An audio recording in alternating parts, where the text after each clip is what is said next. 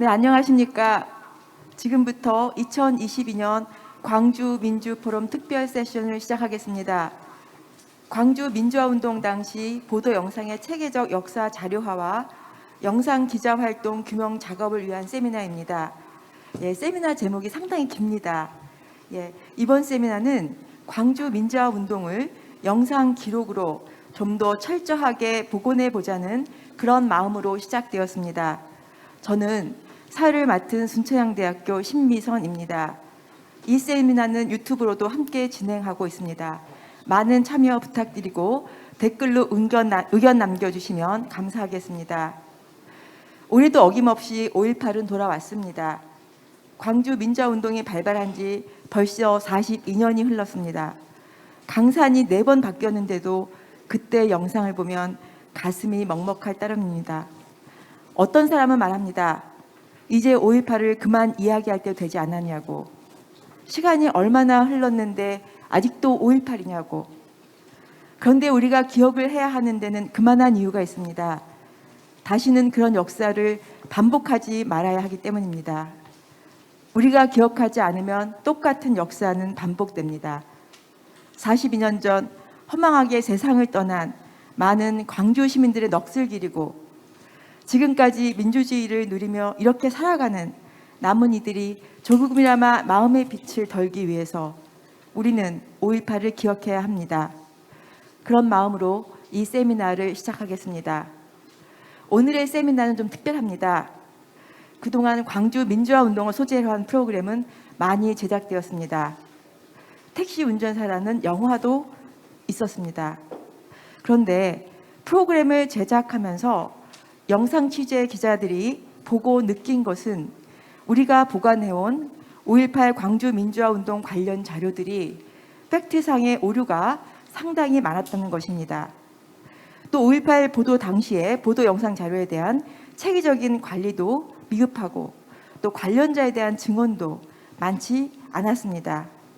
이런 문제의식을 갖고 한국영상기자협회에서는 5.18 광주 민주화운동 당시 취재, 보도된 영상들이 방송사, 언론사, 5.18 광주 민주화운동 관련 기관과 단체 등에서 어떻게 관리되고 활용되고 있는지 그 실태를 살펴보고 문제점과 개선 방안을 이제 한번 논의해보자.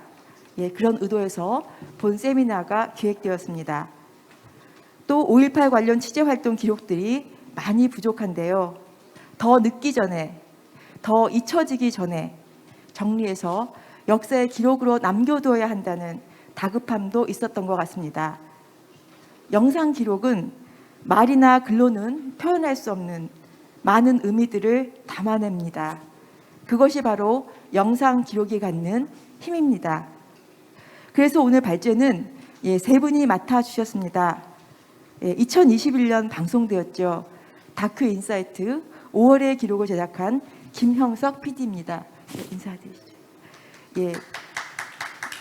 네, 감사합니다. 그리고 한국 영상기자협회 나준영 회장님께서 맡아주셨습니다. 조선대학교 노영기 교수님이십니다. 저희에게 주어진 시간은 2시간입니다. 우선 3분의 발제를 모두 듣고 토론하는 방식으로 진행하겠습니다. 그리고 그 발제할 때는 저희는 잠시 내려가 있고요. 발제자 선생님께서는 저기서 발제해 주시면 되겠습니다. 첫 번째 발제를 맡아주신 우리 그 김영석 PD님은요. 2021년 다큐 인사이트 5월의 기록을 통해서 영상 아카이브에 힘을 보여주셨고요. 그리고 그 이번 발제에서는 5.18 민주화운동 보도 영상 자료 현황과 향후 관리 그리고 활용 방안에 대한 많은 제언을 해주실 것 같습니다. 그러면 발표를 청해 듣겠습니다. 저희 발제자 선생님들은 잠시 내려가 계시면 되겠습니다.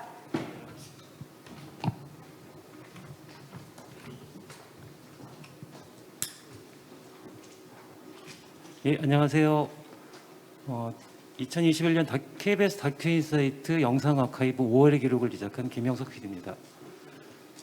제가 오랜만에 광주에도 오고 어제 좀 긴장해서 그러니 잠도 못 자고 그래도 약간 두사가 없을 수도 있습니다.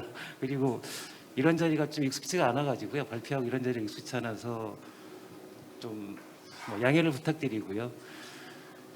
제가 작년에 이제 그 한국 전쟁 관련된 프로그램들도 많이 제작을 했었고, 작년에는 그러니까 왜 이 프로그램을 기획을 했냐면은, 그러니까 기록물로 된 어떤 그 5.18 민주화운동에 대한 문서 기록이나 사진 기록들은 많이 있었는데 제대로 된 어떤 영상 일지가 있었는지, 그래서 아카이브에 기초한 영상 일지를 한번 만들어 보자라는 아주 단순한 계획 의도에서 시작을 했습니다. 그래서 1차적으로는 일단 저희가 KBS에 있으니까 KBS 내에 어떤 자료들이 있었는지부터 검색을 했고요. 제가 좀 이번에 발표문에서 좀 약간 디테일하게 너무 이렇게 일반인들이 몰라도 될 부분까지 좀 얘기하는 듯한 것도 있는데 그게 좀 공유가 됐으면 해서 그러거든요. 그러니까 방송국이 어떻게 영상들을 가지고 있고 시스템이 어떻게 돼 있고 뭐 그런 것들을 좀 공유를 하고 싶어서 좀 더 디테일하게 했습니다. PPT 좀 띄워주세요. 발표문. 다음 페이지요.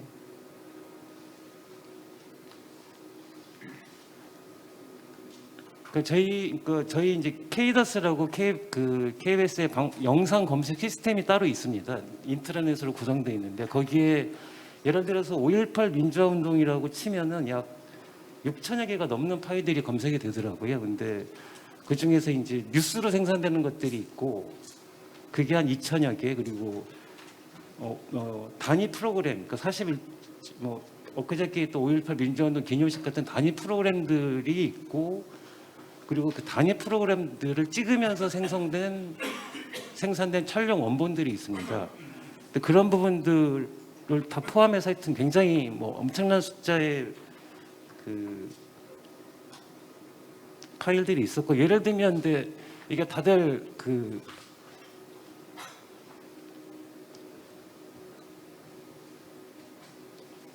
촬영 원본들이 아닌 형태들도 좀 같이 섞여 있습니다. 여러 가지로.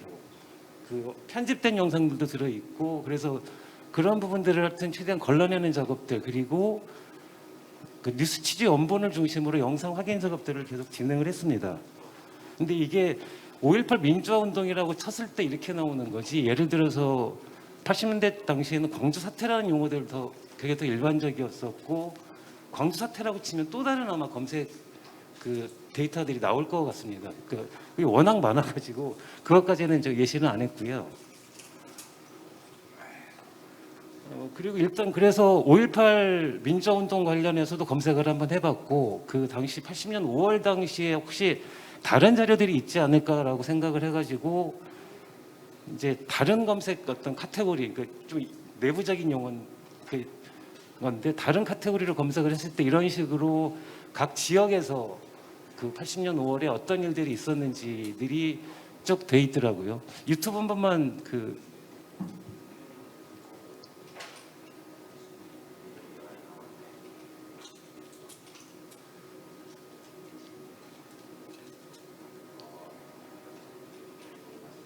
그때 작년에 찾은 걸로 해서 올해 이제 5월 18일 방송을 짧게 했었는데, 그러니까 춘천, 인천, 청주, 전주, 광주 이런 식으로 각 지역에서도 여러 가지 활동들이 있었다는 걸 좀 보여주고 싶어서 올해 짧게 방송을 하나 했습니다.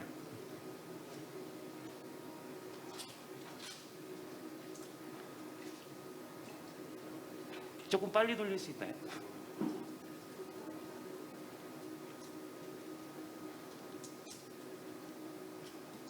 네, 플레이 해주시면 여기는 인천이고요. 네, 됐습니다. 다시 발제문으로 넘어가 주십시오.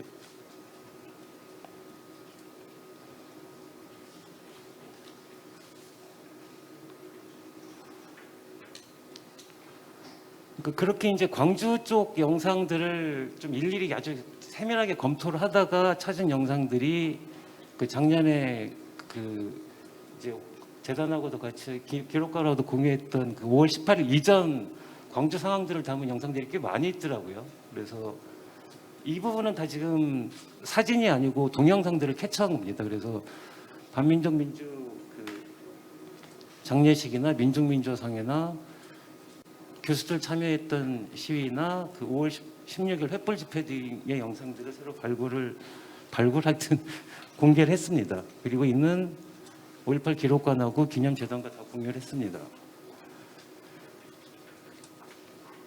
이렇게 원본 자료들을 최대한 그러니까 뭐 몇천 개 중에서 계속 좀 줄여나가는 작업을 했었고요. 어떤 게 가장 그래도 원소스에 좀 가까운 건지, 그 원소스가 있어야 거기에 기초해서 뭐 다른 부분들을 할 수가 있기 때문에 원소스가 뭔지를 줄여나가는 작업을 계속 그걸 했었고, 그래서 한 50여 개를 추렸습니다.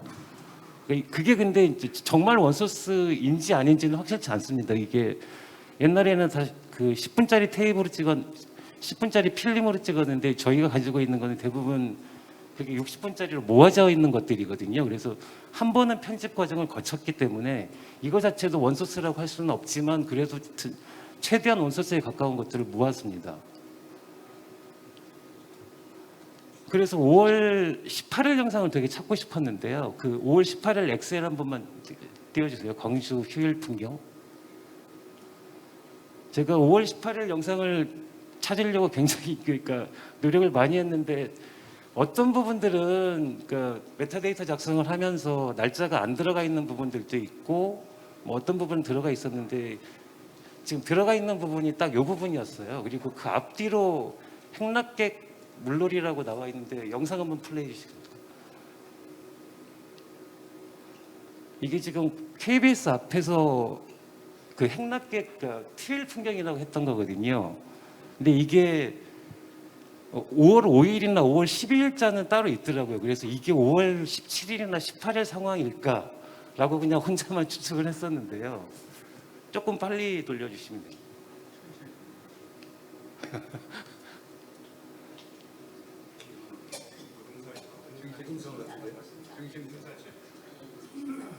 이 영상이 있고 나서 아까 그 엑셀 파일에 있던 그 플레이 또 빨리 해주시면 됩니다.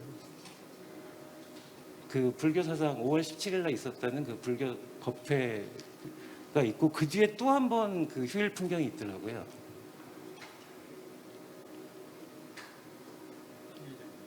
예, 여기 그냥 플레이 해주시면 됩니다.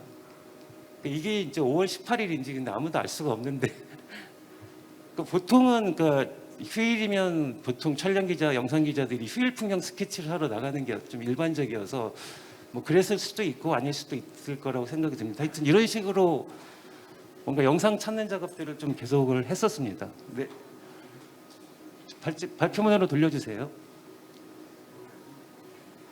그렇게 해서 이제 그 최대한 원소스에 기초한 영상, 원소스라고 생각되는 영상들을 쭉 모았고요. 그거를 이제 여기 계신 좀 길게 편집을 해가지고 그 자문회의를 거쳐서 날짜들을 특정하는 작업을 했습니다. 한 3번에 걸쳐서 자문회의를 했었고 이지은 선생님이나 홍인호 관장님이나 많은 이경규 팀장님 많은 도움을 주셔서 감사하고요.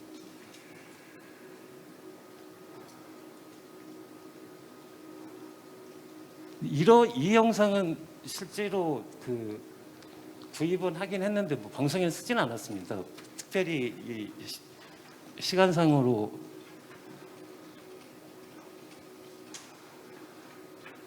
이제 그렇게 날짜를 특정한 다음에 제가 하고자 했던 거는 이걸 도대체 누가 찍었냐 그러면 찍은 사람이 누구냐. 특히 이제 국내 취재 같은 경우에 그러니까 당시에 영상 자료를 크게 흑백과 필름으로 아주 거치게 나눈다면 그러니까 흑백과 칼라로 거치게 나누는 칼라는 외신이고 흑백은 국내에서 찍었다고 생각이 들거든요. 근데 요거 플레이 한 번만 5월의 기록 플레이 한 번만 해주세요. 이게 19일 상황을 찍은 동영상인데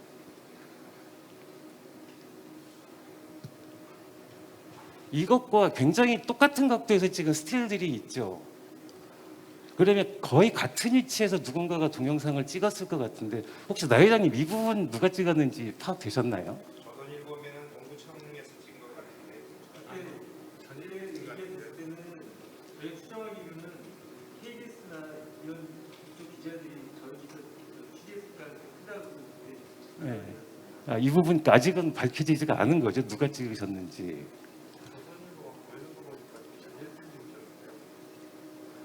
그러니까 아주 거의 똑같은 각도에서 찍은 스틸 사진들이 있고 여긴 좀 다른 데입니다.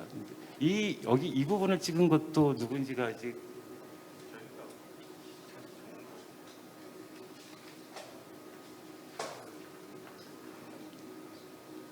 예, 발제문으로 넘겨주십시오. 그래서 당시 국내 취재진은 뭐 KBS나 MBC 그리고 21일 정도 20일 오후나 21일에 오셨던 TBC 그리고 뭐 국립영화 제작소나 대한뉴스 뭐 그리고 기타 정부 기관에서 찍었는데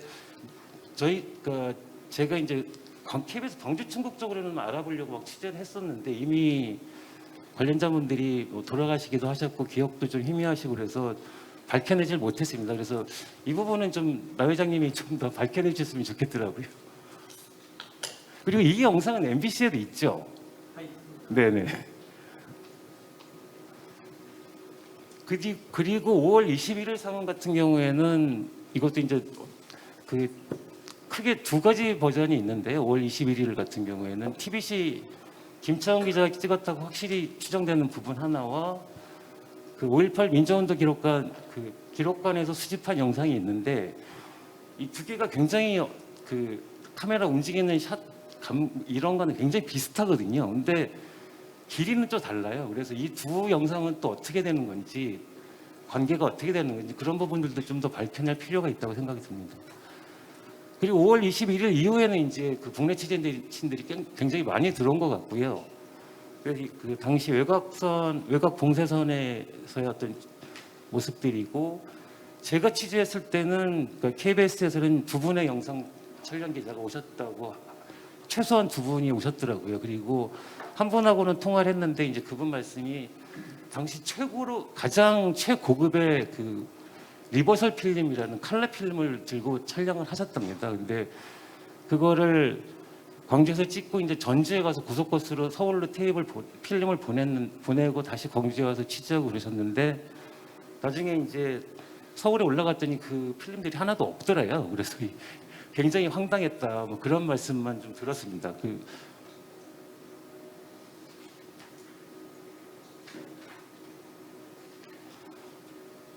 이렇게 이제 국내 취재 부분들을 좀 확인하는 작업들을 계속 했었고 거의 동시적으로 해외 취재분들을 어떻게 할 거냐, 그 해외에서 찍은 것들도 같이 거의 동시적으로 찾았는데요. 독일은 뭐 NDR 힌치팬트 영상이 주요했고 MBC 같은 경우에는 지금 게티 이미지라고 한국 게티 이미지가 그 영상을 전부 대행을 하고 있습니다.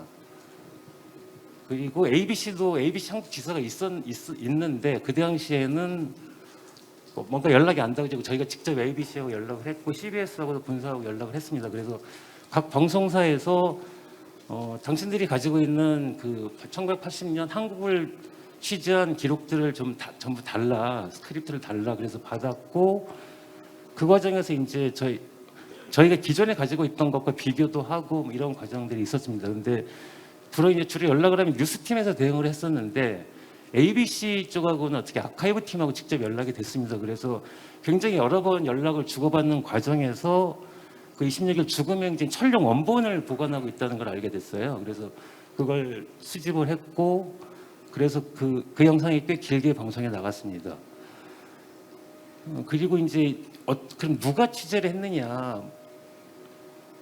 외신들은 누가 취재를 했느냐 해서 저희 이제 같이 작업하시는 분이 굉장히 여러 분하고 접촉을 했었고 그 과정에서 이제 어떻게 이게 촬영이 이루어지고 일본에 가서 편집이 이루어지고 다시 이게 미국으로 가서 송출되고 이런 그런 과정들은 조금 밝혀졌는데 그분들도 다들 기억이 좀 희미하셔가지고 왜 21일 집단발표 때는 외신들이 하나도 없었는지 그리고 26일 시민군 대변인 외신 기자회견에는 왜 스틸이나 동영상이 하나도 없었는지 이런 부분들에 대해서 계속 좀 취재를 했는데 좀 밝혀내지는 못했습니다.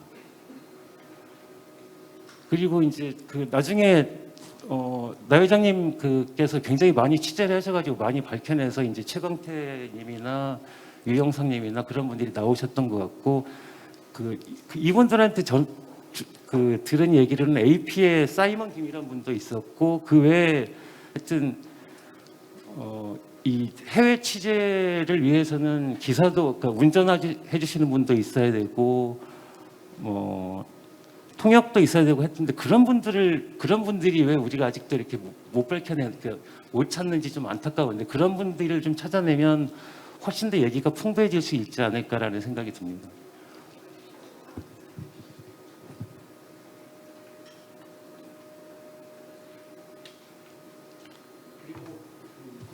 국내 취재 부분을 좀 더 보강하는 차원에서 저희가 이 ABC 영상이라고 추정되는 27일 영상을 보면서 굉장히 저게 무슨 상황인지 되게 궁금했습니다. 갑자기 어딘지도 모르고 어떤 상황인지도 모르고 그런 상황이었는데 저희 이제 취재 작가님께서 직접 광주에 와서 전일빌딩 근무자들하고 계속 만나고 하면서 어느 정도 좀 밝혀졌는데 이게 이제 ABC 영상이다. 그리고 현장에 계셨던 분들 인터뷰를 통해 가지고 27일 새벽에 ABC 취재팀을 옥상으로 안내를 했고 그 옥상에서 군이 들어오는 진압하러 처음에 들어오는 광경을 분명히 찍었을 것이다라고 말씀을 들어서 그러면 이거 외에 우리가 가지고 있는 게 영상이 더 있겠구나 해서 ABC에 급하게 연락을 했습니다. 그랬더니 저게 지금 불구족하게 된 영상은 뭔가 기본이 좀 안 돼 있는 테이프거든요. 거거든요. 화이트 밸런스도 안 맞고 막 그런 상태여서 저걸 ABC에 보내줬더니 이거 말고 너희들이 더 있을 거라고 추정한다라고 했더니 저런 식으로 아마추어 같이 찍은 건 우리 게 아니다라고 ABC가 답변을 했어요.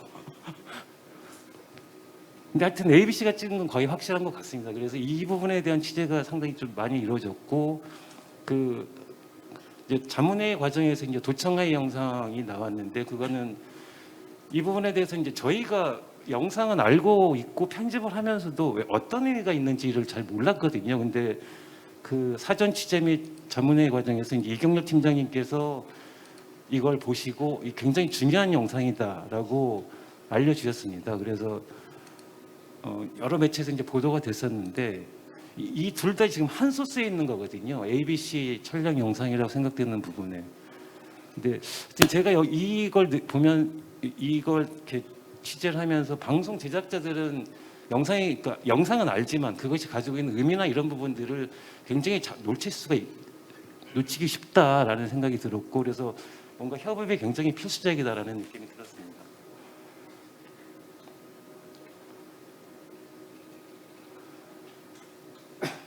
그리고 6번은 약간 사족 같긴 하지만 굉장히 MBC에도 같은 영상이 있고 KBS도 영상이 있고 외신들이 영상이 왜 촬영 원본들이 그대로 남아 있는지 그 부분은 아직 조금 더 좀 밝혀야 될 것 같은데 아마 풀제로 운영을 했든지 아니면 NHK도 힌트 패트 영상을 갖다 쓰기도 한 것 같고 하여튼 뭔가 그런 시스템이 당시 있었던 것 같습니다. 그리고 이제 제가 우리 아카이브 분야 이쪽에 연락을 해봤더니 당시 80년대 초에 이거 폐기해라라고 해서 마대자루에 버리려고 했대요. 근데 그거를 몰래 이렇게 간직해놓고 숨겨놓고 이런 식으로 보관을 했다고 합니다. 그리고 그런 부분들에서 촬영 기자, 영상 기자 선배님들과 어떤 아카이브 분들의 어떤 선배들에 대해 좀 감사를 표해야 될 것 같고요. 그리고 그래서 느낀 점이 제안이라고 한다면 제가 이 제작 한 3개월 정도 했거든요. 2월 말부터 5월 한 3개월 정도밖에 못 했는데 이 제작진들은 항상 이 프로그램 끝나면 바로 뒤돌아서 다른 거 하고 뒤도 안 쳐다보는 게 보통인데 이건 뭔가 계속 좀 제대로 기록을 해놔야 되겠다는 생각이 좀 들었습니다. 좀 제대로 했으면 좋겠다는 생각이 들고 그래서 제안을 한다면은 저희가 가지고 있는 영상 그리고 MBC가 가지고 있는 영상 그리고 KTV 그쪽에서 가지고 있는 영상 어떤 목록만이라도 먼저 좀 공개를 하고 그래서 아까도 말씀드렸지만 저희가 놓칠 수 있는 게 굉장히 많기 때문에 전문가들하고 그거를 풀 텍스트로 좀 같이 보면서 조사하는 작업이 꼭 필요할 것 같습니다. 제가 생각하기에는. 그리고 이제 거기에 덧붙여서 해외 방송사 아카이브 뒤지기를 좀 더 해야 될 것 같은데 최근에 제가 미국 의회도서관 자료를 좀 더 봤는데 거기에 보니까 CBS 뉴스 스크립트가 책으로 돼 있더라고요. 거의 80년 5월 부분이 들어있는 게 그리고 ABC 뉴스 스크립트도 있던데 그게 저희가 받았던 것보다 훨씬 많더라고요. 그래서 이거는 또 뭐지 이랬는데 그래서 조금 더 취재를 해봐야 될 것 같은데요. 그렇게 아카이브를 뒤지고 저작권 문제를 좀 해결을 하고, 이게 저작권 문제 해결하는 게 만만치가 않은데 하여튼 누군가는 해야 될 것 같다는 생각이 들고, 그 후에 이제 공적 자산으로서 어떤 5.18 민주노동 영상들이 방송사 및 전문가 및 일반 시청자 국민들한테 공개됐으면 하는 바람을 제안을 드려봅니다. 예, 감사합니다.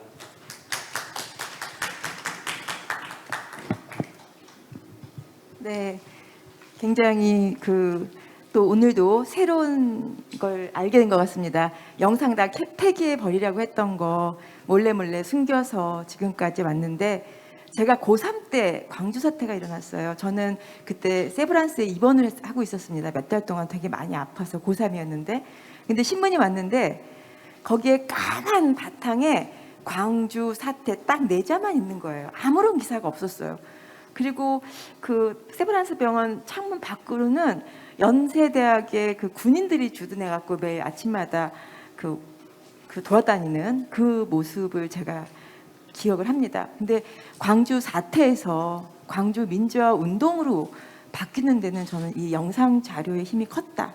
그리고 또 우리가 몰랐던 새로운 그런 기록의 어떤 그 빠진 부분들, 왜 빠졌는지, 이런 부분들이 그 당시에 군사 정권에서 이 영상을 어떻게 봤는지를 다시 한번 본 것 같습니다. 예, 다시 한번 이렇게 힘든 작업을 해주신 우리 김영석 PD 선생님께 박수 한번 부탁드리겠습니다. 예, 감사합니다. 예. 예, 두 번째 발제자는 나준영 한국영상기자협회 회장님이십니다. 예, 나 회장님은 2021년도 제1회 힌츠페터 국제보도상 조직위원으로 활동하셨고요. 예, 그동안 5.18 광주 민주화운동 영상물 기록을 수집하고 관리하는데 엄청난 관심과 노력을 기울이셨습니다. 이 연장선상에서 오늘은 잊혀진 5.18 당시 영상기자 활동과 5.18 취재 영상 관리의 문제점에 대해서 말씀해 주시겠습니다. 예, 시작해 주시죠. 예, 소개받은 나준영입니다. 예, 저는 이제 그 회사 입사를 해가지고 제가 이제 대학교 다니고 어렸을 때부터 그 5.18 관련된 영상물을 보면서 이렇게 굉장히 여러 가지 충격도 받고 또 그걸 통해서 5.18이 진짜 존재했다는 것에 대한 것들도 깨닫게 되고 하면서 굉장히 많은 걸 느꼈었거든요. 그래서 회사 입사해서 그런 자료들을 좀 보고 또 선배님들 얘기를 좀 들어보고 싶었는데 의외로 그 5.18과 관련된 이야기를 저희들도 얘기를 하는 것이 굉장히 좀 금기처럼 돼 있었습니다. 근데 그 이유가 이제 나중에 이제 생각을 해보면 사실 한국 영상 기자들 중에서 KBS, MBC 영상 기자들이 당시 주도적으로 그 어떤 활동을 하는 것에 있어서 여러 가지 제약이라든지 또 문제가 있었고 또 1987년 민주화 이후에 이거 진상 규명을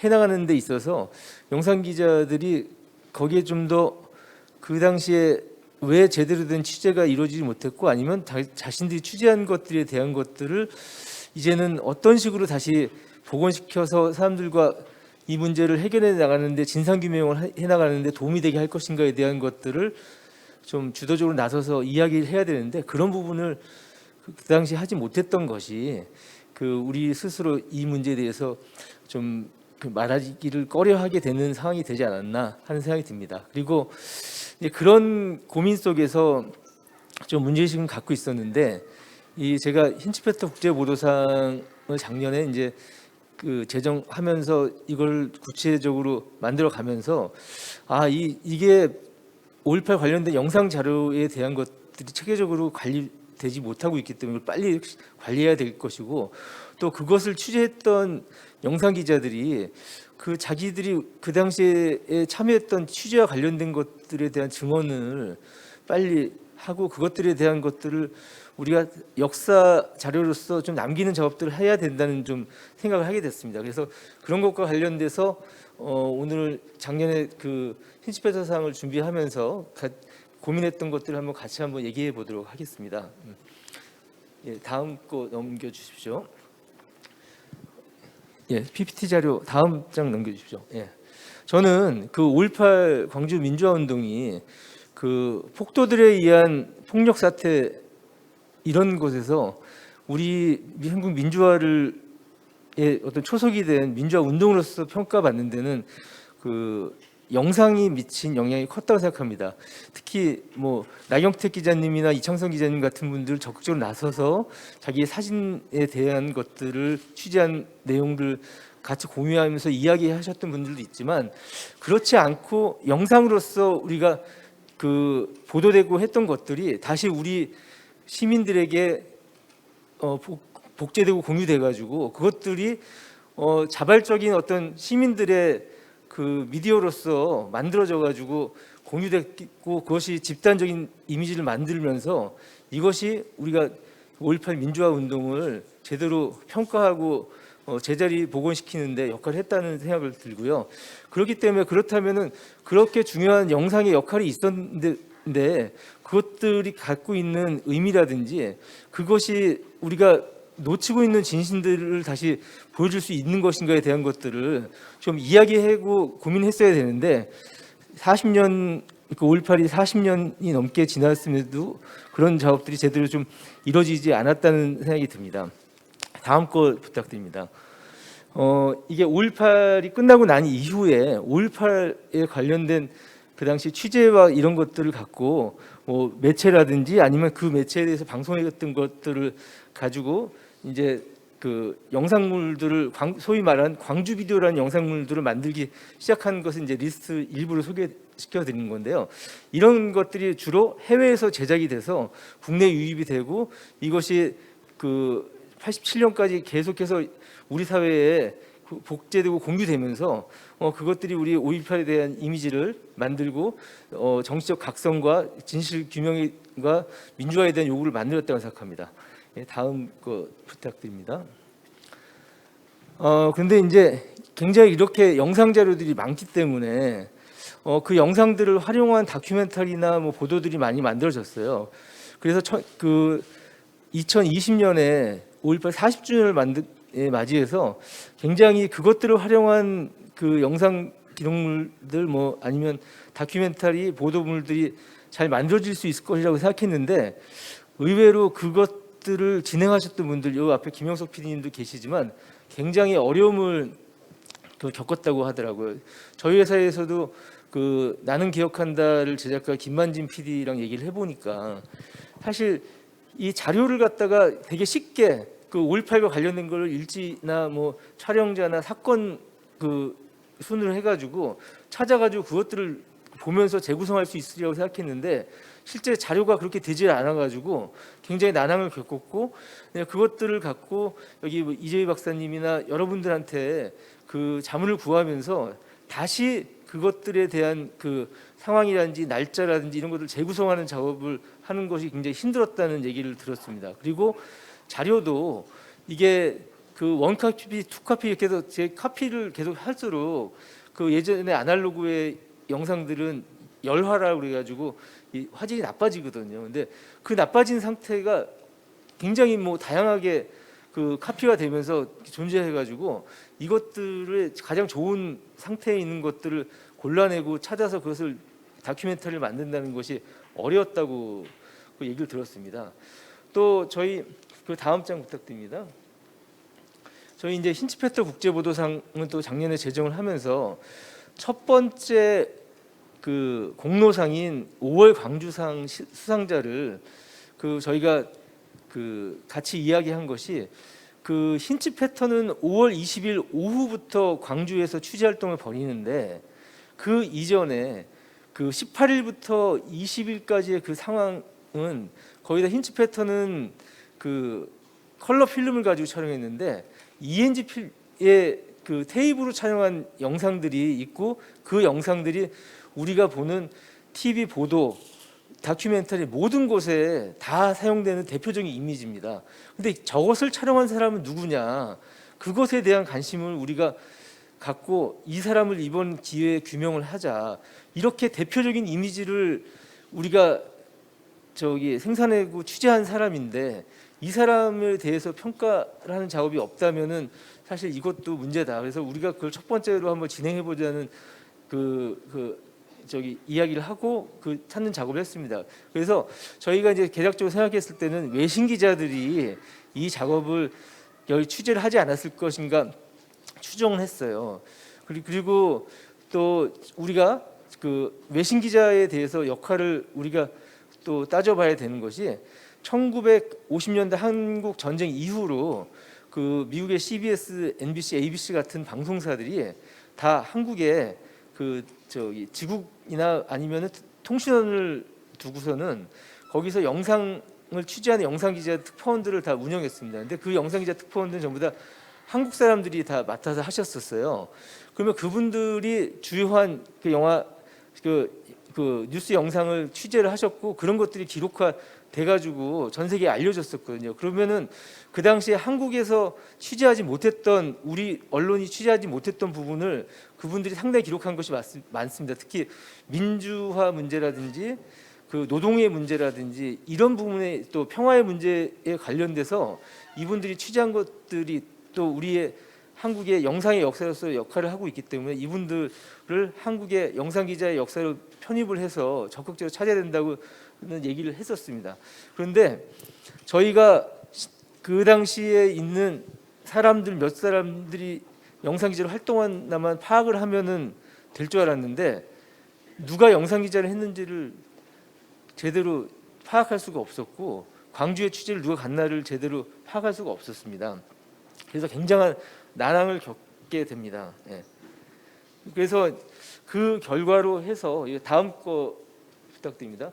그 결과로 해서 저희가 다시 한번 그 당시에 1970년대 말부터 영상 기자들이 어떤 활동을 했나를 그 외신 기자들과 국내 기자들에 대한 것들을 이제 좀 조사를 했는데 저희가 보니까 1979년 이제 박정희가 피격 사망한 이후로 그 한국의 이제 그 불안한 정치적인 상황을 취재하기 위해서 그 당시에 그 베트남이 공산화된 것에 대한 영향 때문에 이 한국에 대한 그런 관심이 미국 언론들이 굉장히 관심이 많았어요. 그래가지고 미국에 있는 기자들이 그 한국에 많이 왔다 갔다 했었고 그리고 거기에 한국의 영상 기자들이 활동을 했다고 알게 됐습니다. 그리고 그 과정에서 그 서울의 봄의 그 기간에 특히 5월 15일부터 굉장히 서울이나 전국적으로 대규모 시위가 일어나면서 그 과정을 취재하기 위해 가지고 그 도쿄나 홍콩 지국에 있는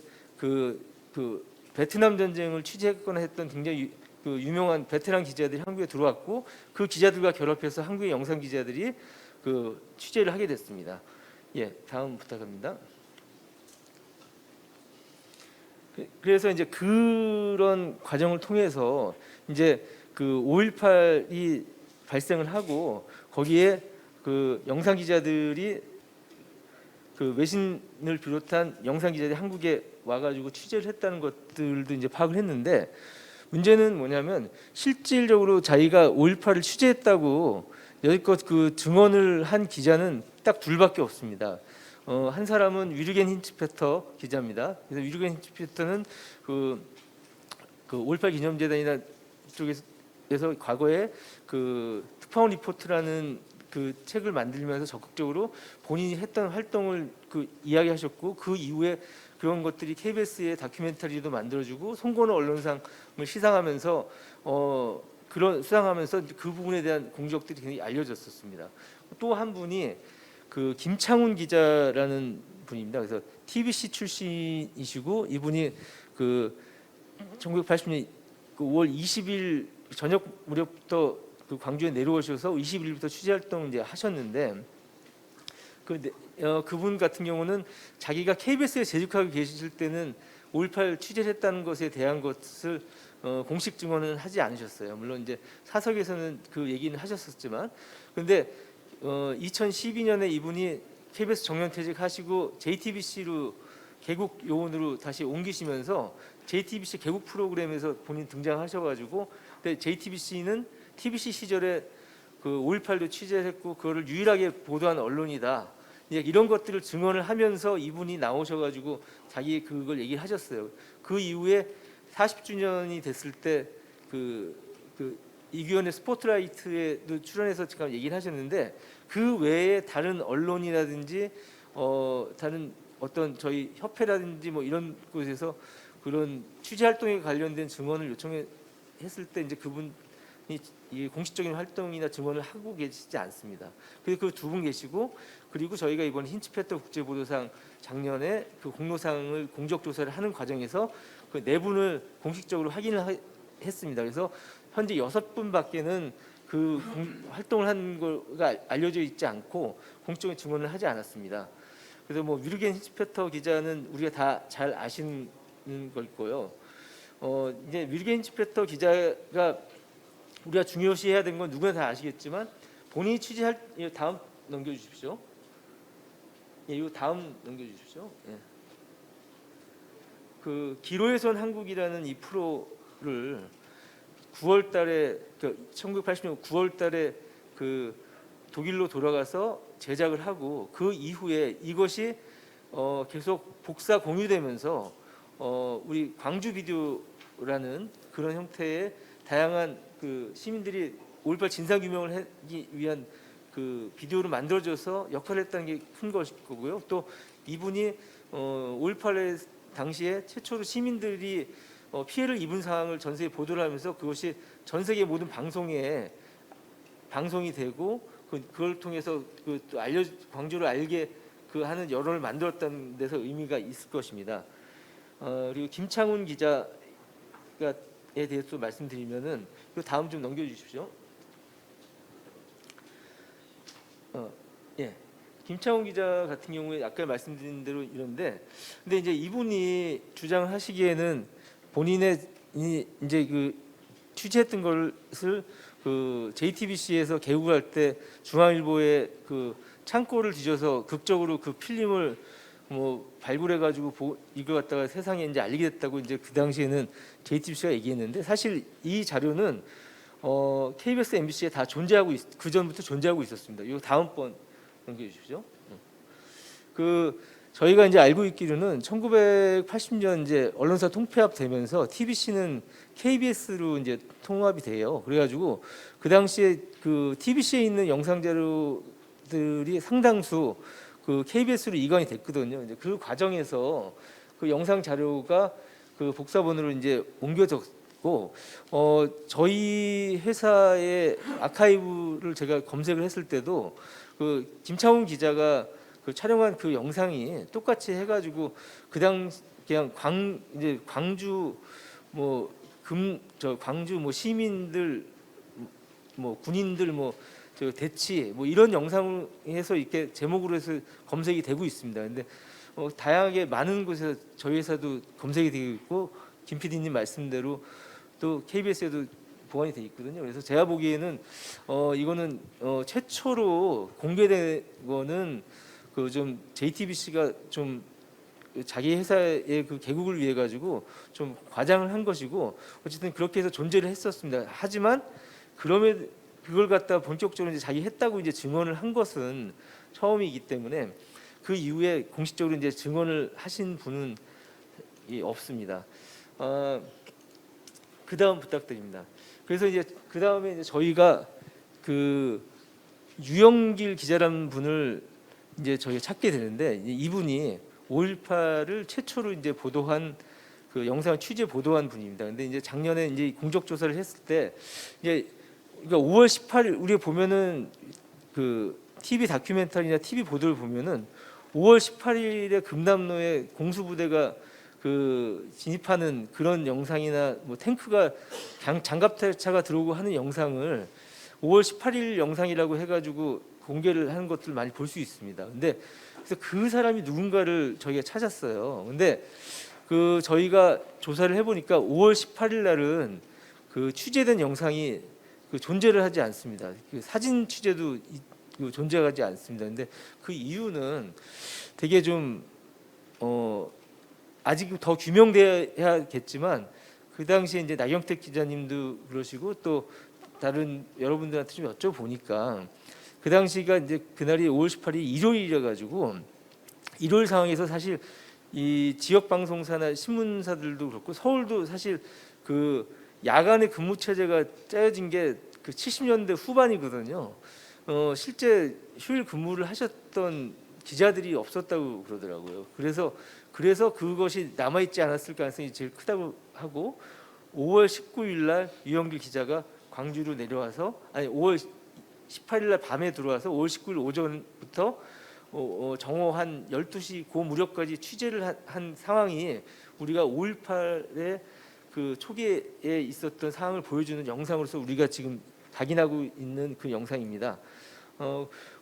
그래서 그 과정은 저희가 김영석 PD님과도 혹시 이 다큐를 만드시면서 이 분이 누가 촬영했는지 좀 아시냐고 여쭤봤는데 김 PD님도 그거에 굉장히 궁금하셨다고 그러더라고요. 그래서 저희도 그 당시에 근무를 하셨던 그 5.18 당시 영상 기자들은 지금 그 남아 있지가 않으세요. 그래가지고 그 이후에 그분들과 비슷한 시기에 이제 오버랩돼서 그 근무하셨던 영상 기자분들이나 또 그 다음에 그 당시에 1980년대 외신 기자들은 촬영한 영상을 그 문화부에서 그 공보처에 있는 그 검열소에 가서 그 검열을 해서 송출도 했지만 그런 좀 민감한 부분은 거기에서 걸려지기 때문에 그 당시에 그 국제 그 우편이나 국제 그 비행편을 통한 항공화물로 이렇게 전송을 했다고 그러더라고요. 그래서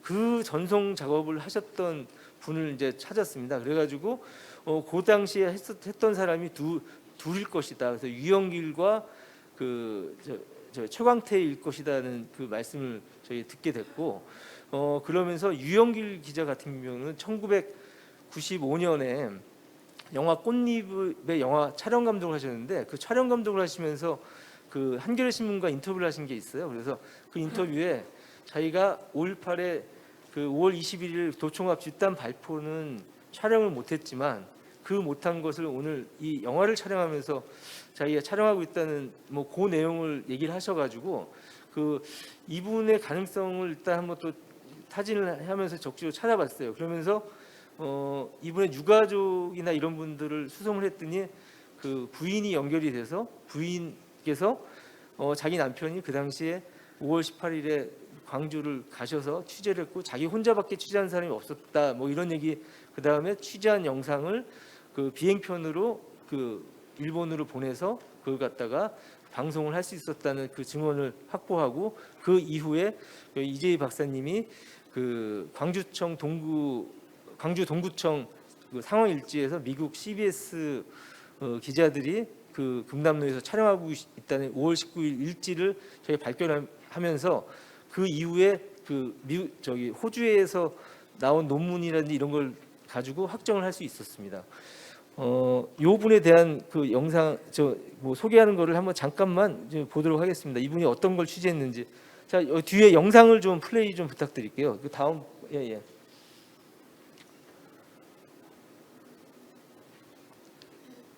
오디오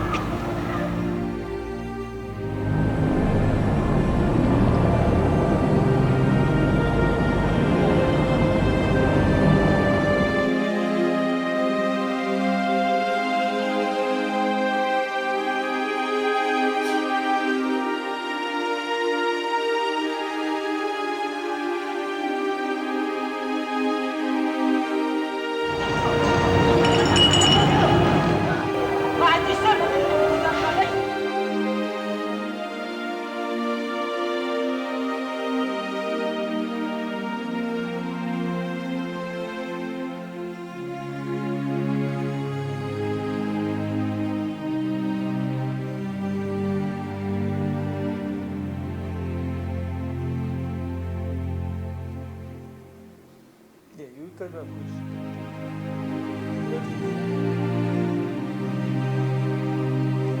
이분이 이제 취재한 영상은 이제 그 5월 19일 저녁 미국 CBS 이브닝 뉴스에 이제 방송이 되면서 세계 최초로 이제 5.18을 알린 보도로 이제 기록이 되고요.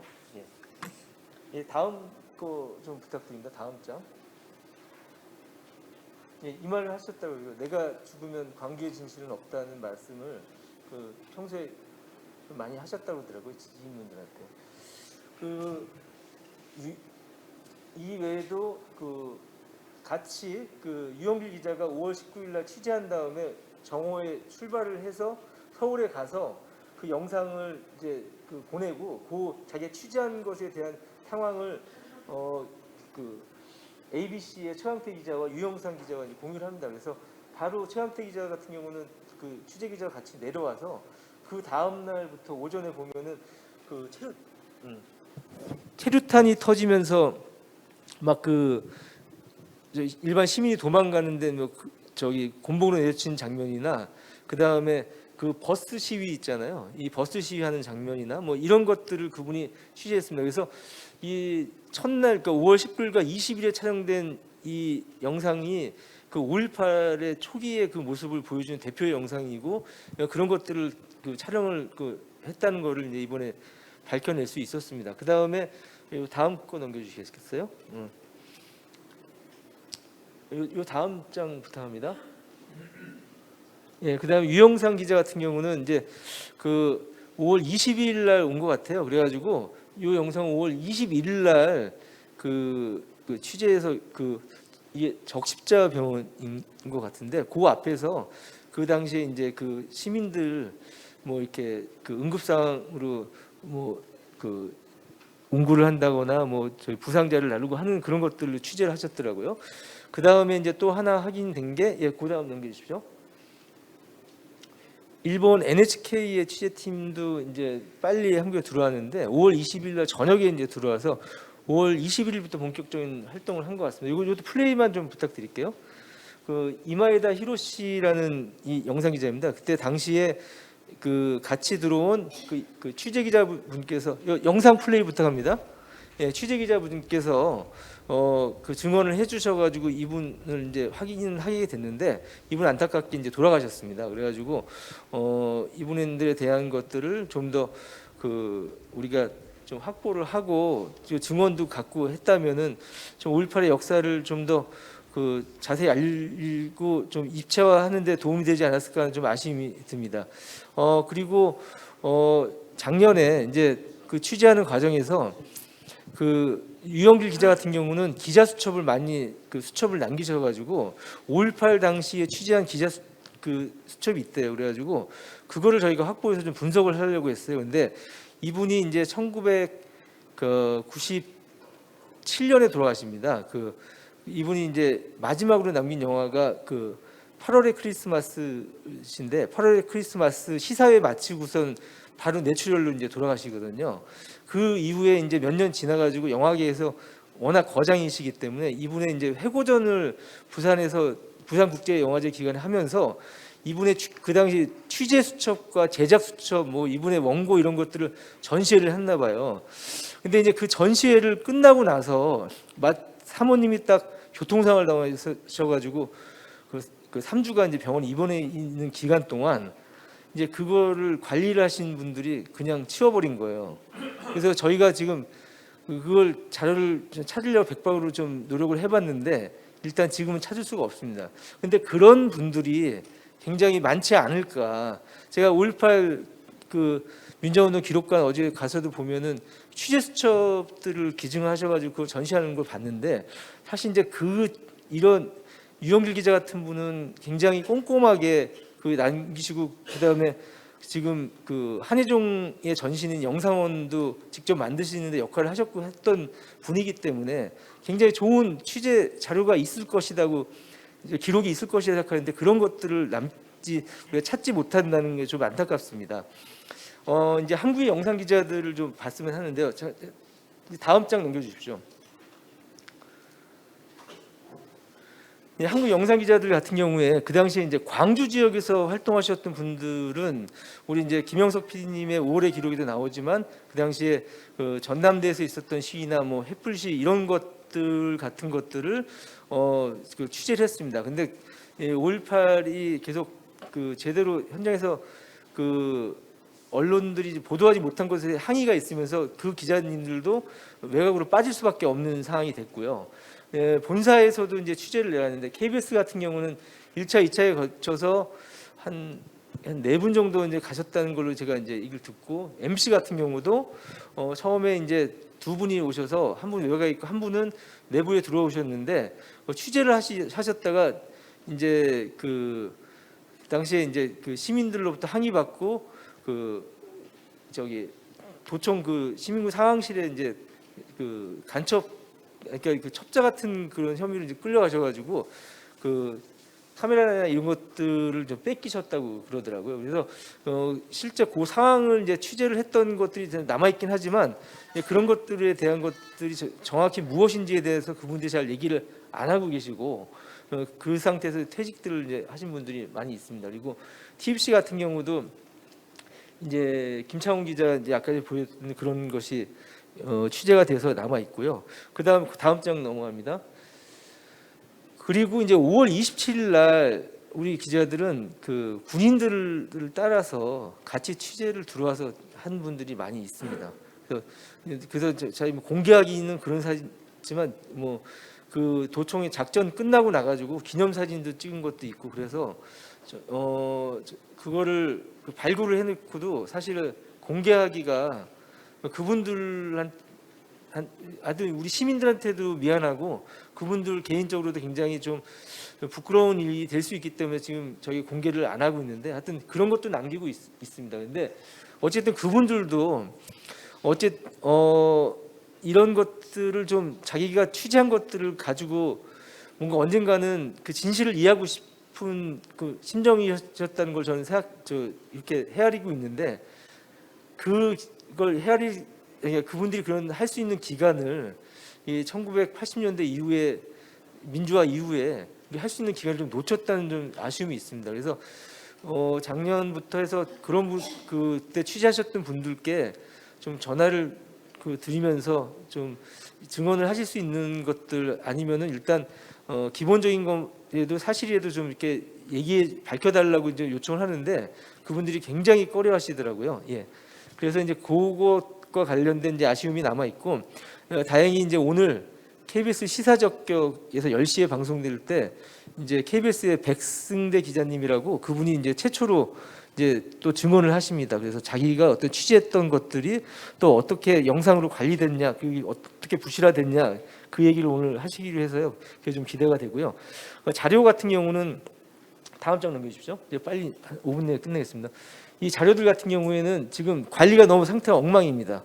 그 엉망인 게 여기도 보시면 아시겠지만 보통 저희 회사 거 같은 경우에 영상 기자 누가 촬영을 했냐, 일시 언제 했냐, 장소가 뭐냐, 취재 내용이 뭐냐 이런 것들이 기록되게 돼 있는데 5.18 관련된 자료들은 그게 거기가 돼 있지 않아요. 다음 부탁합니다. 그리고 우리 손을 탔다고 얘기할 수도 있는데 이 5.18 관련 자료들이 그렇게 기록이 돼 있어 분류돼 가지고 체계적으로 관리가 되지 않고 있다 보니까 서사 중심으로 편집을 해놨습니다. 그래서 자기가 필요할 때 요거 얘기 만들기 좋은 서사로 영상들을 모아놓고 그것들이 그냥 또 다시 자료화가 되다 보니까 뒤죽박죽이 돼서 이제 날짜, 상황 이런 것들을 알 수 없게끔 막 돼버렸어요.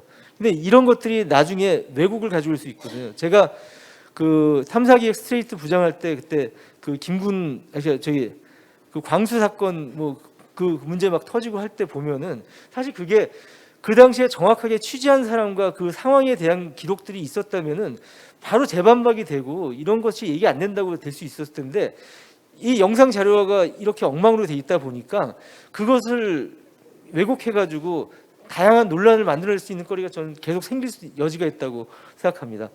그래서 마지막으로 이제 제안을 좀 드리자면 아까 전에 쭉쭉 뒤로 좀 넘겨주면 제한 부분이 나오는데요. 네, 예.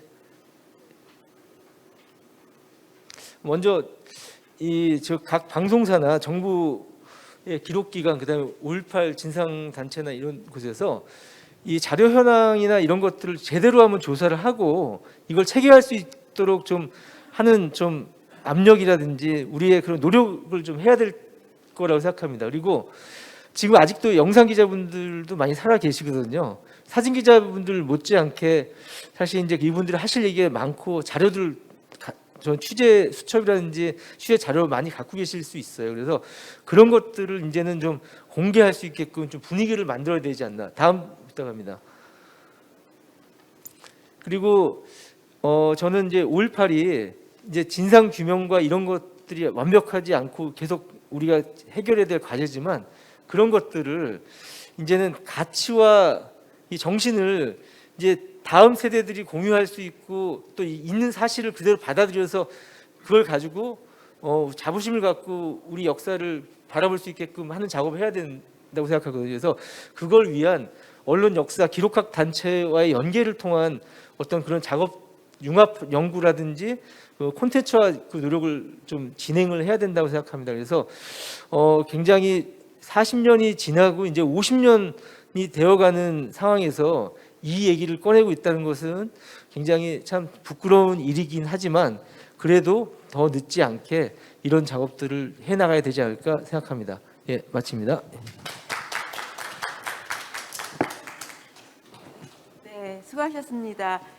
이렇게 많은 영상 자료가 있는데도 불구하고 광주 민주화 운동의 북한군 침입설이라는 가짜 뉴스가 몇 년 전에 그 텔레비전 채널을 통해서 방송되었습니다.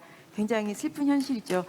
이런 그 논란이 더 이상 나오지 않기 위해서도 이 역사 자료를 체계화하는 작업은 필요해 보입니다. 학계에서 이런 부분들을 어떻게 체계화할 수 있을지 우리가 조선대학교 노영기 교수님께 부탁드려서 이야기를 들어보겠습니다. 시작해 주시죠. 예. 저는 사실 제가 이 자리에 어울리나 처음부터 그 생각을 많이 했었는데 원래 저는 이제 전공이 역사이고 물론 이제 5.18을 그동안 쭉 해왔었기 때문에 저를 불러주신 걸로 알고 어쨌든 제가 고민하는 거 근데 다행스러운 거는 제가 방금 두 분 이 PD님하고 기자님 이렇게 발표를 듣고 보니까 어쩌면 생각하시는 부분들이 저하고 크게 어긋나지 않구나라는 생각이어서 한편으로는 좀 다행이다라는 생각을 합니다. 일단 저는 뭐 PPT나 이런 걸 준비를 안 해서 그 텍스트를 그냥 읽어 나가는데 중간중간 건너뛰면서 하겠습니다. 5.18 머릿말 부분은 쭉 생략을 하고요. 이제 그 자료의 가치에 대해서는 국제사회에서도 인정이 되었고 그래서 유네스코에서 세계 기록유산으로 등재를 했는데 거기에 빠져 있는 게 바로 영상 자료입니다. 그래서 그 영상 자료 자체가 왜 빠졌는가라는 부분들은 다른 자료들은 이제 그 유일본이라든지 이런 부분들이 있었는데 이 영상 자료는 유일본이 아닐 뿐더러 저작권 문제가 있었기 때문에 그 자료 자체가 그러니까 가치가 없어서가 아니라 여러 가지 문제가 있었기 때문에 그 당시에 빠져 있는 걸로 알고 있습니다. 184쪽이거든요.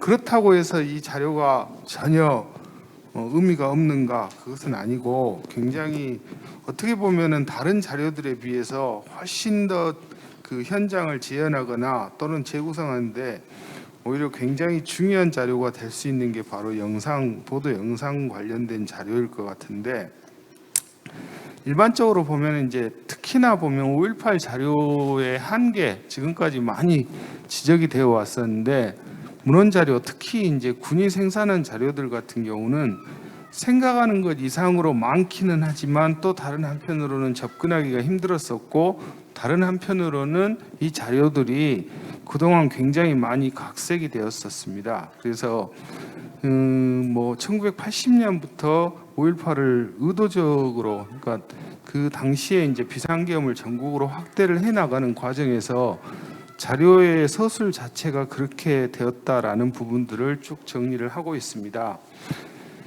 이제 그리고 이제 쟁점들이 남아 있는데, 그렇게 해서 지금 현재 이제 5.18 진상규명조사위원회가 활동을 하고 있는데, 사람들이 가장 궁금해하는 것 중에 하나가 5월 21일 날 오후 1시에 전남도청 앞에서 못해도 한 10만 명 이상이 모였는데, 거기에다 대고 발포가 이루어졌어요. 계엄군이 발포를 했었는데, 그것도 이제 국민의 군대가 국민들을 향해서 집단 발포했을 뿐만 아니라 그 뒤에는 곧바로 조준 사격까지 해버렸고, 뭐 전남도청뿐만 아니라 전남대를 비롯해서 시내 곳곳에서 발포가 이루어졌는데, 일단 가장 근본적으로 드는 의문은 왜 이렇게 누군가의 명령에 의해서 조직적으로 이루어졌다라고 보는 것이 그 당시의 상황인데, 이러한 쟁점들 자체에 대해서 해결하는 데 있어서 다른 자료들보다도 사실은 보도 영상 자료가 굉장히 중요한 가치가 있을 것 같다라는 생각이 듭니다. 기본적으로 이제 제 직업이 제가 하는 것이 역사이다 보니까 이거 영상 자료들을 보고 있느라면 좀 잡잡해져요. 그러니까 최근에 보면은 그 아까 이제 5월에 기록 그 제작을 하신 김영석 PD님 같은 경우나 봤을 때 사람들이 구술이나 아니면은 문헌으로만 알려졌던 내용이 실질적으로 화면에 그대로 이 배치가 되고 날짜별로 쭉 전개 과정을 설명해 주는 것만으로도 저는 굉장히 중요하다. 그러니까 다른 자료들에도 물론 이제 이러한 부분들이 민간의 자료들 같은 경우는 아까 이제 동구청 일지 같은 경우가 그렇거든요. 그러니까 대표적으로 동구청 일지 같은 경우가 그 당시의 상황이 어떠한가에 대해서 금남로 한복판에 있었기 때문에 그대로 잘 전달이 되고 있는데, 그것을 보도 영상 자료를 보면은 굉장히 시각적으로 소리가 없는 경우도 있지만은 소리가 있는 경우 같은 경우는 현장을 굉장히 다른 자료들에 비해서 역동적으로 잘 보여주고 있다. 그러니까 군 자료라든가 기본적으로 군 자료가 갖고 있는 왜곡이나 은폐 이런 부분에서 볼 때 이 보도 영상 자료는 문헌이나 또는 구술에서 담지 못하는 부분들을 그대로 담고 있다라는 생각이 들었었습니다. 그리고 이제 시기별로 좀 구분이 될 것 같아요. 첫째는 80년 5월 달에 현장을 지켰던 국내 언론의 이 보도 영상 자료가 될 것 같아요. 그래서 이제 그 예를 들면은 근데 그게 이제 한계가 되는 부분들이 그 당시에 사람들이 가장 궁금해하는 부분들 중에 상당수는 방금 두 분이 발표를 하셨듯이 자료 자체가 발굴이 안 되고 있어요. 5월 18일 오전과 오후, 특히 이제 공수부대가 오후 4시에 시내에 투입되는 자료는 없습니다. 그리고 5월 20일 날 집단 발포가 광주역 앞에서 실질적으로 시작이 되었었습니다. 3공수 여단에서 최근에 이제 알려진 바에 따르면은 3공수 여단장이 직접적으로 명령을 하는 자료도 발굴이 되었는데, 근데 이제 개인적인 의문이기도 하고 조금 의문스러웠던 게 당시에 광주 KBS 총국 위치가 어디였냐면 광주역 앞 바로 앞이었어요. 그러니까 어떻게 보면은 누군가가 촬영을 하지 않았을까? 다른 일도 아니고 그 당시에 발포 있기 전에도 굉장히 시민들과 군이 충돌하고 있는 상황이었었는데, 현재까지 알려진 바에 따르면은 그 전 영상은 있었던 것 같은데, 그러니까 5월 19일 날 거기 그 광주역 부근에서 경상도 표지판을 달고 있는 트럭이 불타는 광경, 그 금방 조금 떨어진 곳이긴 한데 그런 광경들 같은 경우는 보도 영상 자료가 남아 있었는데, 근데 그 광주역 앞은 전혀 남아 있지가 않아요. 그리고 이제 그 물론 이제 그 당시에 MBC가 먼저 불타버렸었고, 그다음에 KBS 같은 경우 방송 장비라든가 이런 핵심적인 장비들을 뭐 무등산 중개소나 아니면 비하에 있는 또 중개소로 옮겼다. 그리고 군 주둔지 3공수에단 주둔하고 있던 전남대로 옮겼다라는 것들이 있기는 한데, 어쨌든 현재는 남아있지 않다라는 거. 그리고 이제 공통되게 두 분도 말씀을 하셨는데 5월 21일 오후 1시 이전에 촬영한 장면은 남아있죠, 영상이. 근데 정작 오후 1시 전후한 시기 계엄군이 총격을 하고 조준 사격하는 부분은 조금 남아있는 것 같은데, 집단 발포를 시작하는 그 상황에 대해서는 영상 자료가 현재까지는 발굴되지 않고 있습니다. 그래서 이러한 자료들이 조금 발굴이 되어야 될 것 같다. 그리고 이제 앞서 두 분 발표하신 내용에도 나왔던 내용인데, 국내 기자들, 언론인들이 이 취재하러 왔는데 시민들의 반응이 전혀 달라요.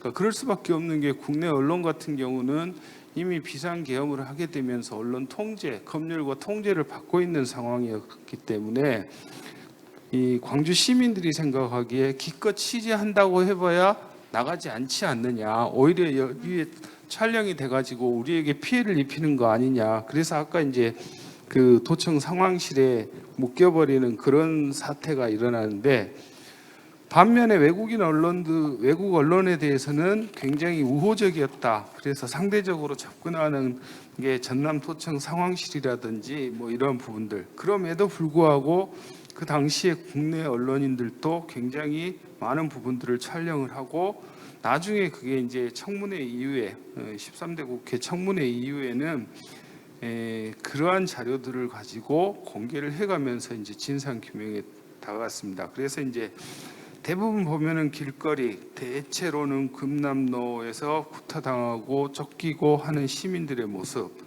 그리고 이제 굉장히 혼돈스럽고 아수라장처럼 보이지만 굉장히 질서가 잘 지켜지고 있는 병원들, 기독교 병원, 적십자 병원, 전남대 병원 이런 데 같은 경우, 아니면 시장의 이러한 풍경들 자체가 그 당시의 상황들을 잘 보여주고 있는 것 같아요. 그래서 그것은 기본적으로 보도 영상 자료가 갖는 힘이다. 근데 한편으로는 정반대되는 영상이 있습니다. 2017년도인가 5.18 기록관에서 공개를 한 게 한 72분짜리가 있는데, 그 중에 어떤 내용들이 있냐면 광주 국군통합병원에 방문을 해서 묵고 있는 장면, 그리고 불타고 있는 시위내를 항공 촬영하고 있는 장면. 어떻게 된 사연이냐면 5월 23일 날 국방부 출입하는 기자단이 국방부의 안내를 받아가지고 광주 상문대를 방문하고 전교사로부터 브리핑을 받은 뒤에 통합병원을 갔었고, 그리고 항공 촬영을 했었습니다. 그 영상이 아마 거기에 끼어져 있었던 것 같아요.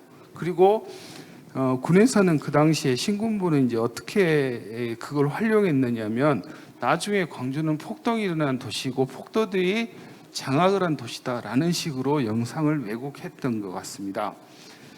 이제 그리고 그 다음으로 뭐가 있느냐면, 이제 그게 한 그 5.18 당시에, 항쟁 당시에, 민주화운동 당시에 취재했던 영상들이었었고, 두 번째 보도 영상 자료라고 한다면 일단락된 이후에, 그러니까 주로 보면은 88년도 이전까지 영상들, 예를 들면은 80년도에 가장 큰 이슈 중에 하나는 5.18의 진상규명과 책임자 처벌인데, 뭐 부산 미문화원 방화 사건이라든지 아니면 서울 미문화원 정거농성이라든지 이런 대표적인 사건들과 관련된 것들, 그런 것들도 하나의 자료가 되지 않겠는가.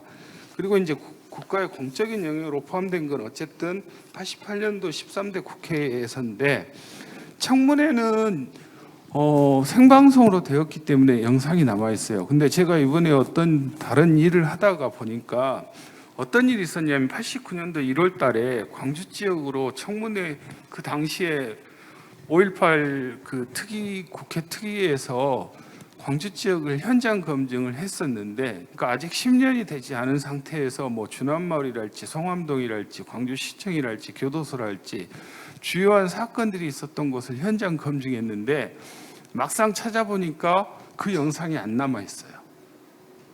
안 남아 있는 건지 찾지를 못한 건지 현재까지 제가 확인한 바로는 그 영상 자체가 전혀 없습니다.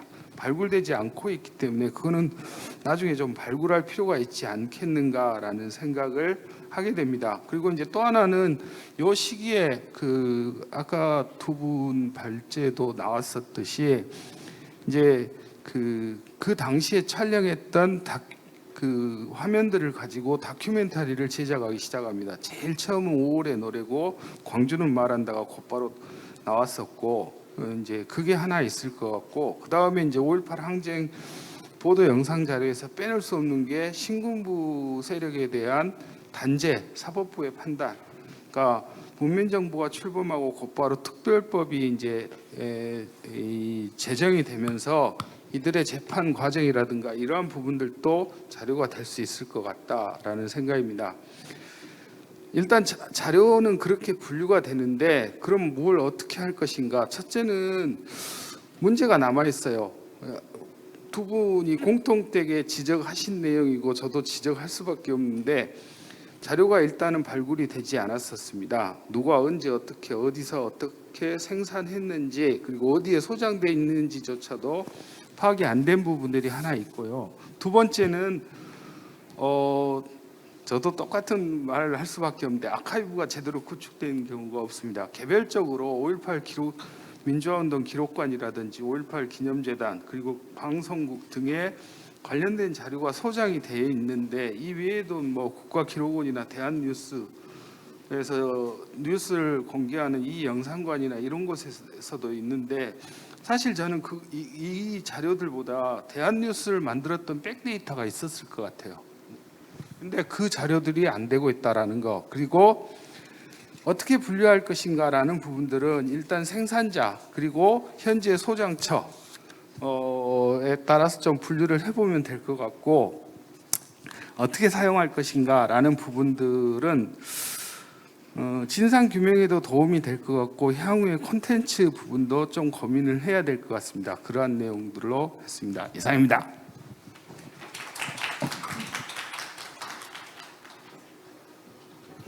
감사합니다. 예, 지금부터 토론을 하겠는데 토론자 선생님들 앞으로 나와주시면 감사하겠습니다.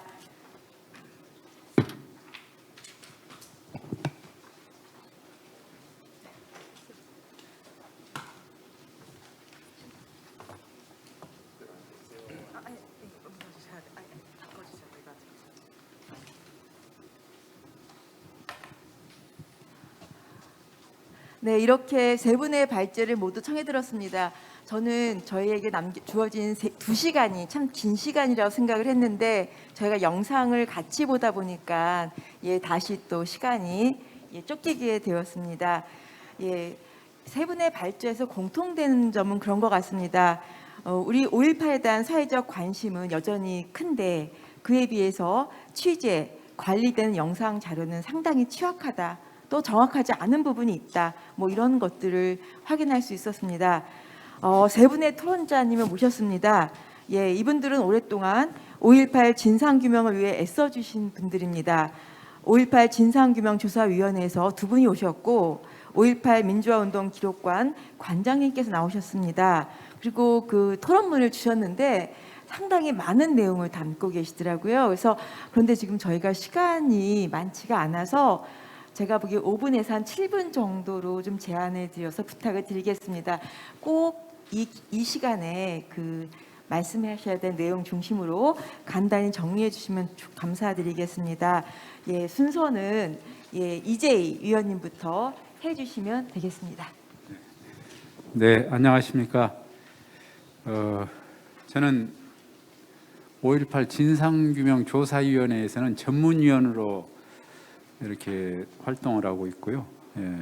소속은 5.18 기념재단 연구위원으로 되어 있습니다.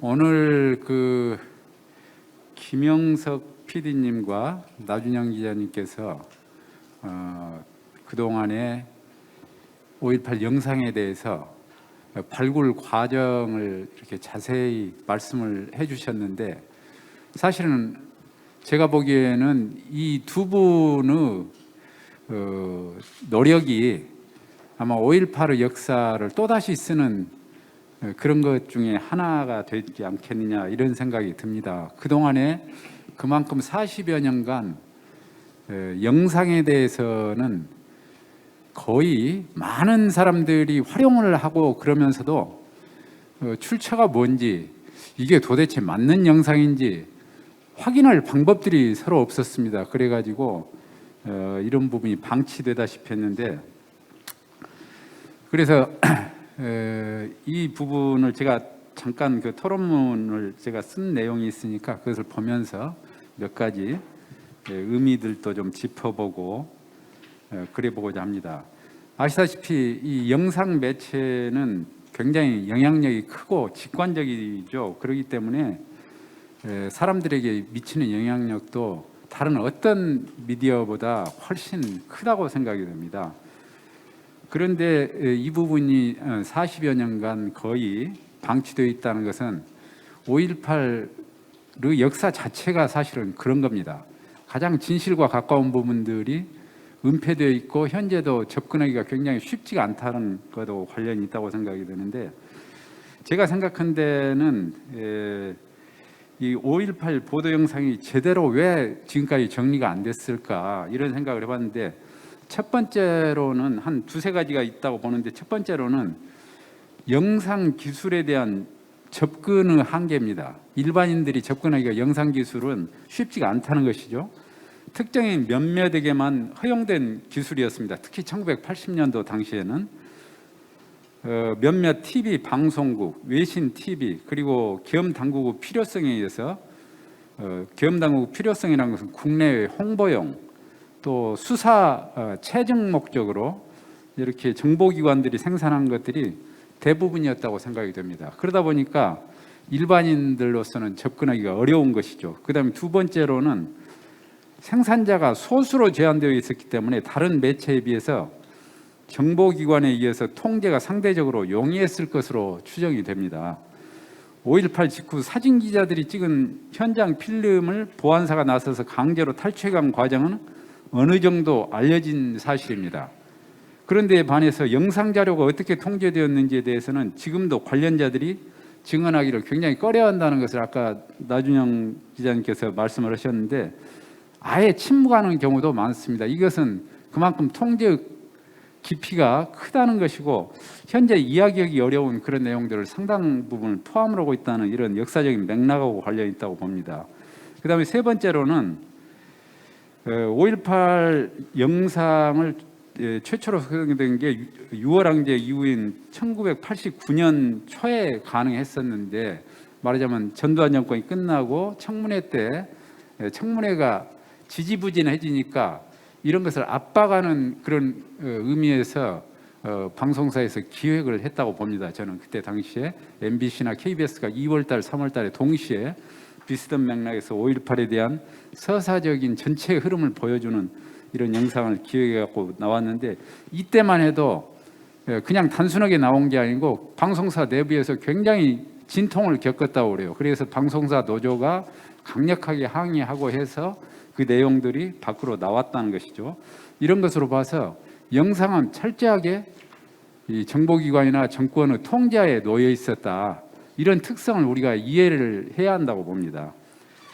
그런데 반해서 외신 기자의 경우는 비교적 취재가 자유스러웠죠. 그런데 이 외신 기자의 내용도 별로 그렇게 크게 힌츠페터의 경우를 제외하고는 별로 크게 안 알려진 이유 중에 하나가 이 외신에서는 솔직히 사건이 터지면은 세계적인 사건이 이런 사건이 얼마나 많겠습니까? 그러다 보니까 딱 1회나 혹은 2회 정도 특집으로 한번 제작하는 이런 수준에서 제작을 하고 대개 자기 자료실에 방치를 해두기 마련이죠. 그 데이터베이스 정도나 해가지고 그리고 자료실에 묻혀버렸을 경우가 많고 독일 그 NDR의 힌츠페터의 경우에는 80년도에 촬영한 영상을 본인이 적극적으로 보급도 했고 또 우리나라 천주교 계통을 통해서 독일에서 이런 5.18에 대한 관심 있는 교민들이 많다 보니까 광주에 전달이 되고 그렇게 해서 적극적으로 알려졌습니다.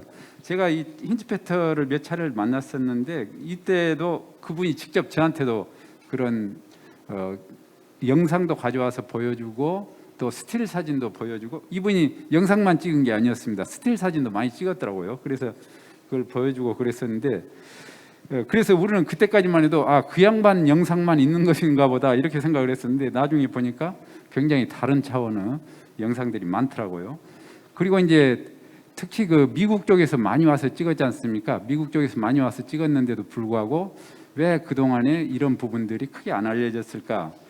아마 이것은 제가 전번에 나준영 기자님하고 작년에 작업을 하면서 읽은 논문 중에 그런 내용이 있더라고요. 미국 정부가 5.18에 대해서 보도를 적극적으로 하는 것을 굉장히 껄끄러워라고 하는 겁니다. 왜냐하면 방조했다는 혐의를 받고 있기 때문에 5.18을 방조하고 전두환 정권을 옹호하고 두둔했다는 이런 혐의를 받고 있기 때문에 적극적으로 이걸 알리고 싶어질 않아요. 그런가 하면 중국 천안문 사태 같은 것은 굉장히 적극적으로 알리려고 그러지 않습니까? 말하자면 미국 국가이익하고 이렇게 관련이 있다는 것이죠. 이런 부분들이 미국 방송 편집인들에게도 일정 정도 그 관점을 이렇게 공유했던 것이 아닌가. 그러면서 영상을 통한 외교 이런 부분을 관점에서 쓴 논문이 있었는데 그걸 보니까 그런 각도에서 미국 쪽에서 한 번 정도 사태가 일어났을 당시에 한 번 정도 보도하고 그 이후로는 별로 관심을 안 갖는 정치적인 맥락이 있었다고 보여집니다.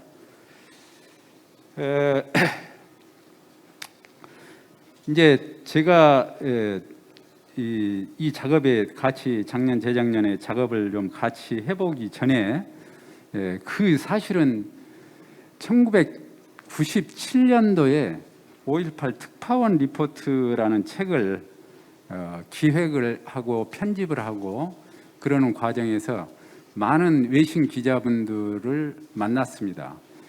그래서 이제 그분들을 초청해서 이야기도 듣고 그러는 과정에서 힌치페터를 처음 접촉을 하게 됐었는데 이때 당시에 5.18 특파원 리포트를 왜 우리가 기획을 하고 이것을 국민들에게 보여주고 싶어 했었냐면은 전두환 재판이 전두환 노태우 재판이 이렇게 진행이 되고 있는데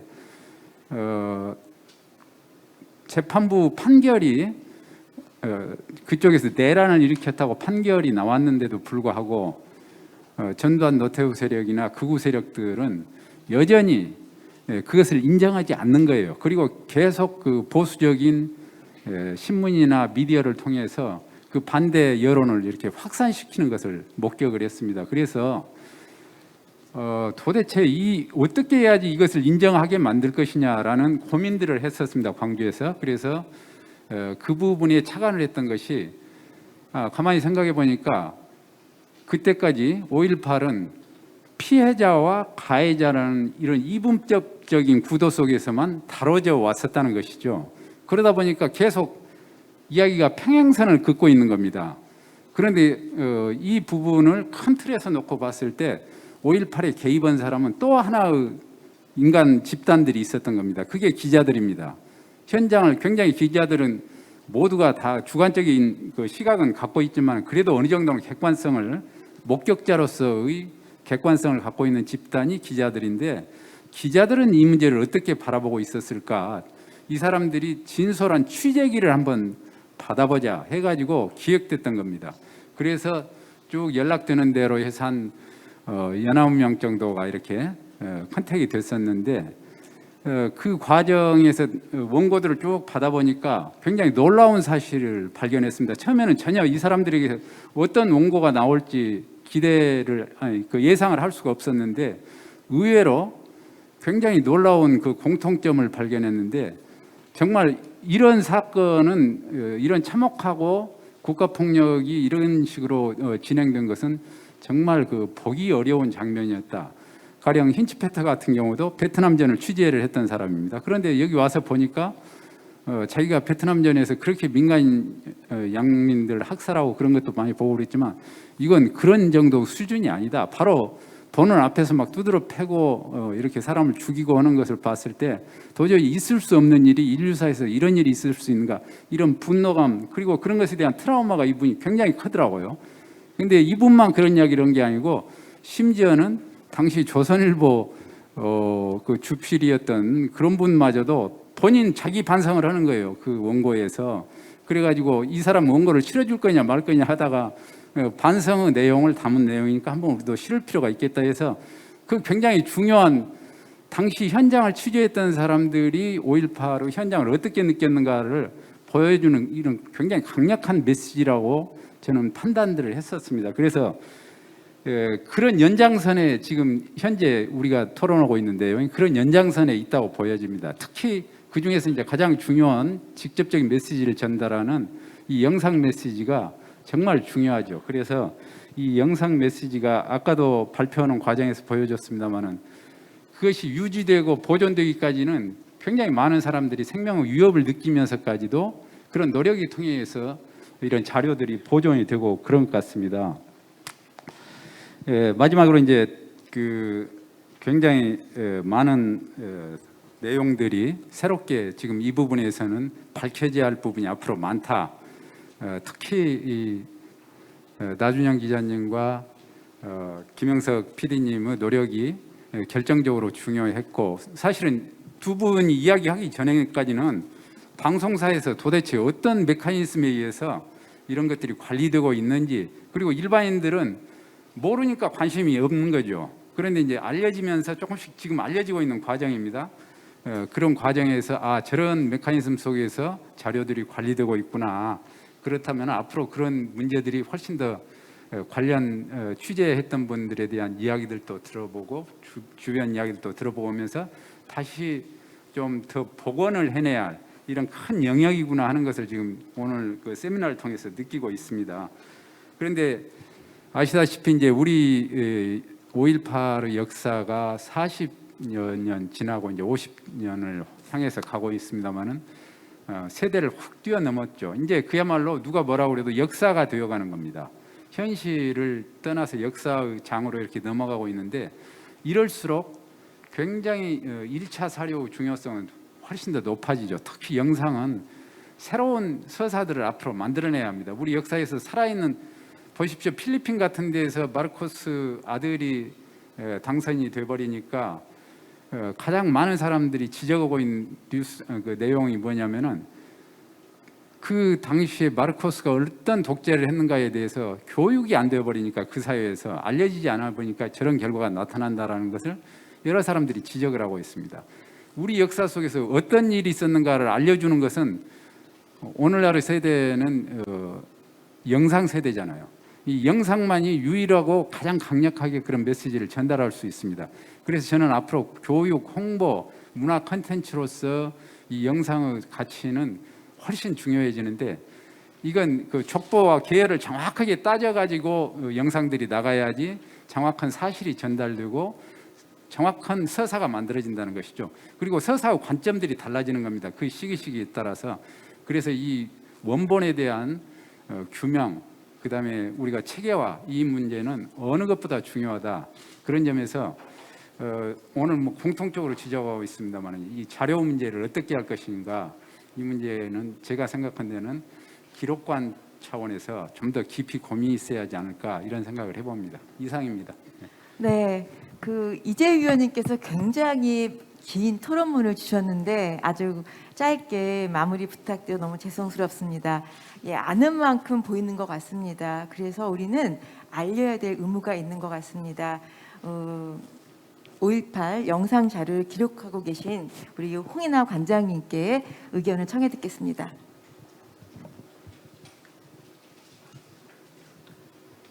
예, 감사합니다. 네. 이제 나눠준 이렇게 토론문에서 보다시피 사실 구슬이 서말이라도 깨어야 보배입니다. 5.18 기록물, 특히 이제 영상 기록물은 더욱더 그런 것 같습니다. 두 분 발제자뿐만 아니라 이재희 선생님께서도 말씀했다시피 저희 기록관에는 0점 수장고라고 해서 영상 기록물이 있는데 누가 거기를 보려고 하는 사람이 별로 없습니다. 왜냐하면 알지도 못하고 볼 줄도 모르고 보는 방법도 예전하고 지금하고 좀 많이 달라졌기 때문입니다. 큰 테이프부터 시작을 해서 작은 소형 테이프까지 있는데 이게 음성 이렇게 어떻게 틀어야 되는지도 모르고 틀을 수 있는 기계도 없다라고 하는 것입니다. 그래서 이제 자료가 있다 할지라도 관리하지 않으면 정말 아무짝에도 쓸모가 없는 것이구나라는 생각들을 했고요. 이제 그래서 오늘 같은 자리가 아주 중요하다라고 생각을 합니다. 특히 지난해 저희 기록관하고 재단하고 우리 도청 보건 추진단하고 우리 김영석 PD님이 제안을 해서 영상 작업을 했던 것들이 굉장히 큰 도움이 되었고 앞으로 5.18 기록관이 어떻게 나아가야 될 것인가라고 하는 그 발판이 되기도 했습니다. 그래서 저희 기록관 같은 경우는 언제 어디서 누구나 쉽고 빠르게 이 기록물들을 볼 수 있는 체제가 정비되어야 한다는 것을 깨닫고 저희 기록관에서 하고자 하는 것 자체가 통합 그 DB 이런 모든 기록물들을 저희 기록관에서 제공할 수 있는 그런 시스템이 됐으면 좋겠다라고 생각을 하고 있습니다. 근데 이제 그런 것들 중에서 특히 이 영상에 대한 기록물들은 여러 가지 제한 조건들이 좀 많이 있더라고요. 제가 여기 나열을 해놨는데 특히 영상 부분은 각계 그 방송국 간의 그 관계들, 그다음에 해외의 그 영상 파일에 대한 부분들, 또 우리 김영석 PD님이 제안했던 것처럼 제작권에 대한 문제, 이런 부분들을 어떻게 순조롭게 잘 풀 수 있을 것인가, 이 문제를 풀려면 어디서 이 부분들을 좀 다뤄줘야 될 것인가, 어떤 조직의 부분들까지도 들어가야 되지 않을까 싶습니다. 저에 대한 질문은 여기 그 토론문에 나와 있는 질문으로 대신하는 걸 하고요. 특히 이제 나준영 기자님이 이제 그 발제하신 것 중에서 저희 이제 기록관 홈페이지 부분을 이렇게 말씀하셨는데 그렇습니다. 지금 현실의 상황이 그 부분입니다. 작년에 김영석 PD님과 작업을 하면서 저희 홈페이지에 KBS에서 제작한 영상입니다 하고 이제 파일을 올렸었고, 근데 그거를 좀 쉽게 좀 빠르게 좀 볼 수 있게 하려고 하는데 저희의 지금 시스템으로는 어려웠기 때문에 지금 홈페이지 개선 작업을 하고 있다는 말씀도 드리고 싶습니다. 예. 그리고 이제 노영규 교수님 발제문 속에서 저희 그 말씀하신 내용은 여기 프린트물에 나와 있는 걸로 질문을 대신하도록 하겠습니다. 예. 감사합니다. 네. 지금 제가 막 시간을 쪼니까 우리 토론자 선생님께서 아주 간단간단 말씀해 주셨는데 이 토론문을 제출해 주셨어요. 그래서 이 부분을 발제자 선생님께 드리겠습니다. 실은 제가 어제 올라와서 어제 실은 그 아시아 문화 전당이죠. 거기도 가보고 둘레를 참 오랫동안 있었는데 젊은 친구들이 굉장히 많이 나와 있더라고요. 너무 놀랐습니다. 거기 뭐 공연도 있었는데 공연도 보고 이게 코로나 때 서울도 이렇게 많이 안 모이는데 이렇게 사람들이 많이 모여 있을까라고 했는데 제가 아침에 와서 여쭤봤어요. 관장님께 어제 너무 많더라 그랬더니 올해 특별히 많이 왔다라고 하시더라고요. 제가 보기에는 영상을 통해서 이 5.18에 대한 인식이 생기면서 이제는 이들에게는 아픔이지만 이거를 축제로 승화시키려는 그런 움직임이 아니었나라는 생각을 하게 됐습니다. 예, 그래서 우리는 조금 더 아프지만 알리고 그리고 아픔을 치유하는 그런 과정이 필요할 것 같습니다. 예, 마지막 토론자이십니다. 예, 최용주 위원님께서 예, 다시 의견 주십시오. 저는 이제 미처 토론문을 준비를 하지를 못했습니다. 죄송합니다. 이게 현업에 바쁘다 보니까 이제 그 이재희 의원님도 말씀을 하시고 여러 이제 저기도 말씀을 하셨지만 당신이 외신 이야기를 많이 하십니다. 근데 사실 외신에서 당시에 이게 좀 공개돼서 보도된 사진은 거의 없죠. 특히 이제 미국 자료, 사실 당시의 외신들이 특히 미국 언론들 같은 경우는 5.18이 아주 미묘한 때에 일어났어요. 5월 18일 날 이제 저기 되면서 미국에서 그 유명한 그 마이애미 지역에서 라이어트라고 해야 되나, 인종폭동, 아주 대규모 인종폭동이 일어납니다. 그런데 그 다음 날인가 21일에 도청에서 발포가 있던 날에 저기 시애틀 근처에 있는 헬레나 화산이 폭발을 해요. 그런데다가 사실 이제 당시에 이제 미국 카터 정부는 오로지 이란 사태에 초점이 맞춰져 있었기 때문에 대체적으로 미국 언론들이 이제 이 광주에 대한 관심, 특히 또 이제 광주에 대한 관심들이 대체적으로 그 자국의 이익하고 대단히 밀접하게 관련이 있다 보니까 이 여기 이제 그 파견이 되어 있는 많은 기자들이 찍었던 그런 사진들이 거의 보도가 되질 않습니다. 거의 보도가 되질 아니하고 대체적으로 그때 관점들이라고 하는 게 대부분의 그 계엄군들이 시민들을 향해서 생각했던 폭력이랄지 이런 것들은 거의 보도가 되지 아니하고 대체로 시위 사진들이 좀 많이 실리게 됩니다. 그 유명한 사진 중에 그 헨리 스코트 스톡스 기자가 이 27일에 그 이제 광주가 진압이 되면서 나오는 28일자 기사가 있는데 놀랍게도 광주가 평온을 찾았다라고 그렇게 표현을 합니다. 굉장히 상징적인 적이거든요. 그래서 제가 언젠가 한번 그 미국 언론에서 제시되었던 그 언론 기사와 87년도에 천안문 사태의 기사를 제가 비교한 논문 하나 쓴 적이 있는데 당시 미국 언론이 167건의 기사를 생산합니다. 사진 자료까지 같이 포함을 해서 거기서 프로 데모크라시 무브먼트라고 표현한 단어는 단 한 단어도 나오질 않아요. 전부 라이어트, 나중에 좀 업라이징이라는 단어가 좀 나오기는 하고 시빌 스트라이프라고 하는 단어가 조금 나오긴 하지만 민주화 운동이라고 하는 그런 표현 또는 민주화 운동의 어떤 시민들이 독재에 항거하게 국가 폭력에 항거하는 그러한 어떤 그 시민적인 저항으로서 뉘앙스를 풍길 만한 단어는 거의 나오지 않습니다.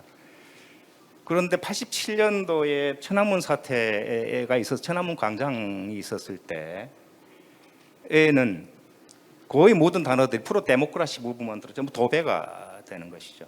그래서 이제 당시에 그거는 천안문이 미국의 관점과는 전혀 이제 다른 거와 관련이 없는 것이고 그래서 이제 그런 관점들이 이제 굉장히 좀 있었던 대목들에 있어서 당시의 자료들, 당시에 생산됐었던 언론들이 생산했던 자료들에 대해서도 또 그런 좀 비판적인 관점을 좀 가져야 될 필요가 있다라고 좀 판단이 되고요. 이제 대체적으로 그 당시 광주에서 생산됐었던 외국 언론 기자들의 그 소스, 그 기원들을 찾아가기 위해서는 우리가 주목을 해야 될 사람이 4사람의 미국인 청년들이 있습니다. 그 유명한 사진 중에 하나의 힌츠페터 기자가 전남대 옥상에서 뉴스 그게 도청 옥상이었던가? 전남대 병원 옥상으로 지금 저는 알고 있어요. 그래서 그 촬영 준비하면서 옆에 써 있는 4명의 미국인 청년들이 있거든요. 그 청년이 팀 원버그라고 하는 사람이고 하나는 폴 코트라이트라고 하는 사람이고 하나는 또 데이비드 돌린저라고 하는 분이고 한 분은 여자분인데 주디스 체인벌린이라고 하는 사람입니다. 이 사람들이 광주에 파견되어 있었던 당시에 그 미국 정부에서 그 개발도상국계 봉사단원들로 파견된 평화봉사단원들입니다. 그런데 이제 팀 원버그라고 하는 사람은 사실 광주 현지에서 그 광주에서 10일 동안의 항쟁을 직접 목격을 하고 영어로 되어 있는 최초의 논문을 1987년도에 발표한 인물이기도 해요. 기록관 입구에 들어가서도 미국인 청년 하나가 이 들것에 싣고 가는 그 사진이 있는데 그 사람 이름이 팀 원버그입니다. 팀 원버그는 안타깝게도 1993년도에 요절을 해서 죽게 되는데 나머지 3사람의 인물 중인 폴 코트라이트하고 데이비드 돌린저, 그다음 주디스 체인벌린하고 제가 연락을 했어서 폴 코트라이트 씨는 40주년 기념해서 회고록을 발간을 했고 데이비드 돌린저 씨는 올해 42주년 기념을 해서 회고록을 하나 발간했는데 주디스 체인벌린도 제가 연락을 해봤는데 몇 가지 그 중요한 증언 자료를 보내주겠다라고 이렇게 좀 연락을 받은 적은 있습니다. 그래서 힌츠페터 기자의 전체적인 그 보도 동정도 특히 보니까 그 2사람의 폴 코트라이트하고 데이비드 돌린저가 많이 안내를 많이 했더라고요. 그래서 그 2사람들에 대해서도 좀 우리가 저기를 해보면은 당시 취재하고 관련되어 있는 특히 외신 기자들하고 관련되어 있는 그런 중요한 좀 정보들도 좀 얻을 수 있겠다라는 생각을 좀 해보고요. 제가 이전에 엊그저께 데이비드 돌린저 씨하고도 이야기를 해봤는데 광주에 우리가 지금 알고 있는 그 외신 기자들 말고 스웨덴하고 덴마크 기자도 왔었다. 그리고 사진도 많이 찍어갔다. 그리고 자기가 그 화순까지도 데려다주고 현지에 있는데 지금 연락이 안 돼서 뭐 추적은 불가능한데 거기도 한번 찾아볼 필요가 있다라고 정말 이야기를 하더라고요. 폴 코트라이트라고 하는 인물은 그 타임지 기자의 로빈 모이어 기자와 같이 이렇게 다니면서 한 500장 이상의 사진을 찍었는데 거의 보도가 되지 아니하고 좀 개인 소장품으로 가지고 있어서 그 부분도 우리가 기록관에서 좀 확보를 좀 했으면 좋겠다라고 하는 좀 생각을 좀 해봅니다.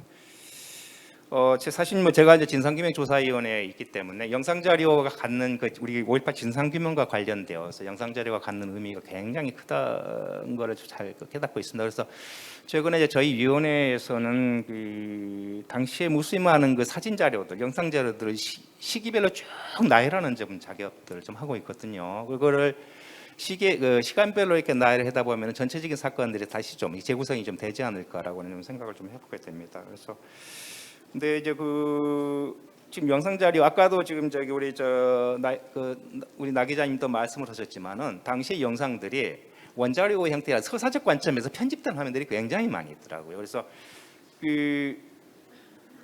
보통 영상 자료는 관점에 따라서 많은 그 차이들이 많이 있지 않습니까? 제가 분류를 해보니까 대체적으로 세 가지 그 뷰 포인트가 있는 것 같아요. 일단 하나는 부감 촬영입니다. 여기 스케치 촬영한 거죠. 근데 이제 당시에는 그 두 가지 진영이 있어요. 하나는 시민 진영과 계엄군 진영이 있는데 시민 진영에서 계엄군을 바라본 관점과 계엄군 관점에서 시민 진영을 바라보는 관점의 영상자에 굉장히 큰 뉘앙스의 차이가 있고 사실관계가 뒤틀려져 있는 경우들이 굉장히 많이 있습니다. 최근에 제가 그래서 우리 과에서도 좀 쭉 그 자료들을 이렇게 좀 관점별로 뷰포인트별로 이렇게 저기를 하고 있는데 대체적으로 많은 자료들이 계엄군의 관점에서 시민을 바라보는 관점들의 사진들이 시민의 관점에서 계엄군을 바라보는 관점보다 오히려 더 많더라라고 하는 것을 많이 느끼게 좀 되고요. 대체적으로 이제 그러다 보니까 20일에 그 도청 광주역 발포에서 21일에 도청 앞에서 금남로 발포 이런 사진들이 거의 그 사상되어 버리는 그런 것들도 대체적으로 이런 것들과 좀 관련이 좀 되어 있지 않을까 하는 생각을 좀 해보게 됩니다. 그래서 앞으로 영상 자료가 갖는 저기들도 좀 이러한 관점에서 좀 더 영상 자료들을 좀 비판적 관점에서 보고 그런 것들을 어떻게 시기열적으로 나열을 해서 당시 사건을 다시 재구성할 것이냐 하는 것들도 우리 진상규명과 관련되어서 중요한 중요한 의의를 갖는다고 그렇게 생각을 하고 있습니다. 네, 감사합니다. 예, 좋은 말씀 많이 해주셨는데 제가 언론을 전공하다 보니까 저희 언론에 프레임 티오리라고 있습니다. 영상 카메라가 누구를 중심으로 비추냐에 따라서 관점이 바뀌는 거죠. 제가 수업 시간에 조는 아이들을 클로즈업하면 이 수업은 되게 지루하고 재미없는 수업이 되지만 열심히 듣는 친구들을 클로즈업하면 되게 재밌고 열정적인 수업이 된다라고 설명을 하는데 아마 그런 차원에서 계엄군이 힘들고 지치고 맞는 영상이면 광주시민은 폭도가 되겠죠. 아마 그런 관점들인 것 같습니다. 두 번째 되게 중요한 지적을 해주셨는데 우리가 그날의 일들, 광주와 민주화 운동을 취재하는 거는 언론을 통해서 남겨져 있는데 우리가 언론들이 그 당시에 어떻게 이걸 보도했는지 굉장히 중요한 것 같습니다. 그래서 정말 그 당시 이거를 민주화 운동으로 시민혁명으로 봤는지 민주화를 지키기 위한 열정으로 봤는지 아니면 폭도로 봤는지 이런 거에 대한 그 학문적인 노력이 더 필요할 것 같다는 생각이 들었습니다. 저희가 시간이 한 10분 정도 남았고 제가 발제자 두 분 선생님께 마무리 발언 기회를 드리려고 합니다. 그 사이에 혹시 지금 플로어에 계신 분 중에서 꼭 이 말은 좀 하고 싶다라고 하시는 분께 한 분 정도 제가 기회를 드리려고 하는데 있으실까요?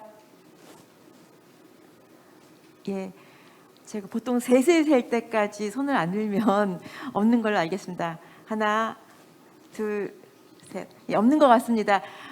세 분의 발제를 해주셨는데요. 지금 또 세 분이 토론해 주셨습니다. 이거에 대해서 혹시 마무리 발언 희망하시면 제 기회 드리겠습니다. 김영석 PD님 괜찮으세요? 나준영 회장님 괜찮으세요? 기자님 조금 말씀하시죠. 예.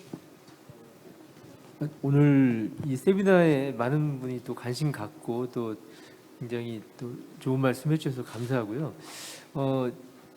뭐 아까 전에도 좀 이재희 박사님께서 상당히 참 좋은 말씀, 저 공감하는 말씀 해주셨는데 이제 진정한 이제 역사의 기억으로서 이제 5.18은 더 변화하고 있거든요. 그래서 그런 것들을 제대로 된 역사의 자료, 그다음에 제대로 된 역사적 사실들이 전해져야지 이 광주 민주화 운동의 정신과 가치가 바로 계승되고 또 그것을 통해서 우리 사회의 발전을 또 만들어낼 수 있을 거라고 생각됩니다. 그래서 그런 차원에서 더 관심을 갖고 40년이 지나고 굉장히 늦었지만 지금이라도 지금 증언하실 수 있는 분들, 그 다음에 또 우리가 복원할 수 있고 저희 그것에 대해서 의미를 다시 찾을 수 있는 작업들을 해나갔으면 좋겠습니다. 예, 감사합니다.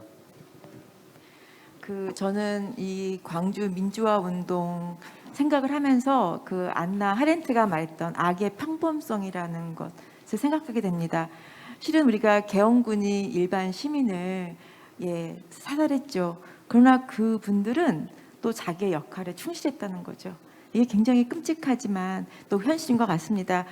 우리가 2시간에 걸쳐서 5.18 광주 민주화운동과 영상 기록 가치에 대해서 다양한 이야기를 나눴습니다. 그리고 귀중한 의견도 모아졌습니다. 역사를 기록으로 남기는 일은 기성세대가 미래세대를 위해서 꼭 해야 할 일입니다. 더 늦기 전에 5.18 영상 기록들이 정확하게 수정되고 또 정리되고 그래서 5.18의 진실이 왜곡되지 않았으면 하는 마음입니다. 기억하지 않으면 나쁜 역사가 반복됩니다. 그러나 기억은 오래가지 않습니다. 그래서 우리는 기록해야 합니다. 기록하고 또 기억해야 합니다. 하나의 영상 장면은 글이나 말로 표현하는 그 이상의 많은 것들을 말해줍니다. 영상이 갖는 힘입니다. 40년이 지났습니다. 너무 늦었습니다. 그러나 더 늦기 전에 5.18 광주 민주화 운동에 대한 기억이 사라지기 전에 자료를 모으고 정리해야 할 것 같습니다. 그런 의미에서 오늘 이 세미나는 굉장히 소중하고 귀중한 의미를 갖는 것 같습니다. 바쁘신 와중에도 발제를 맡아주시고 또 토론해 주시고 관심 갖고 이 세미나에 참여해 주신 이 모든 분들께 진심으로 감사드립니다. 5.18의 정신이 계속 이어지길 바라며 오늘의 이 세미나를 마치겠습니다. 감사합니다.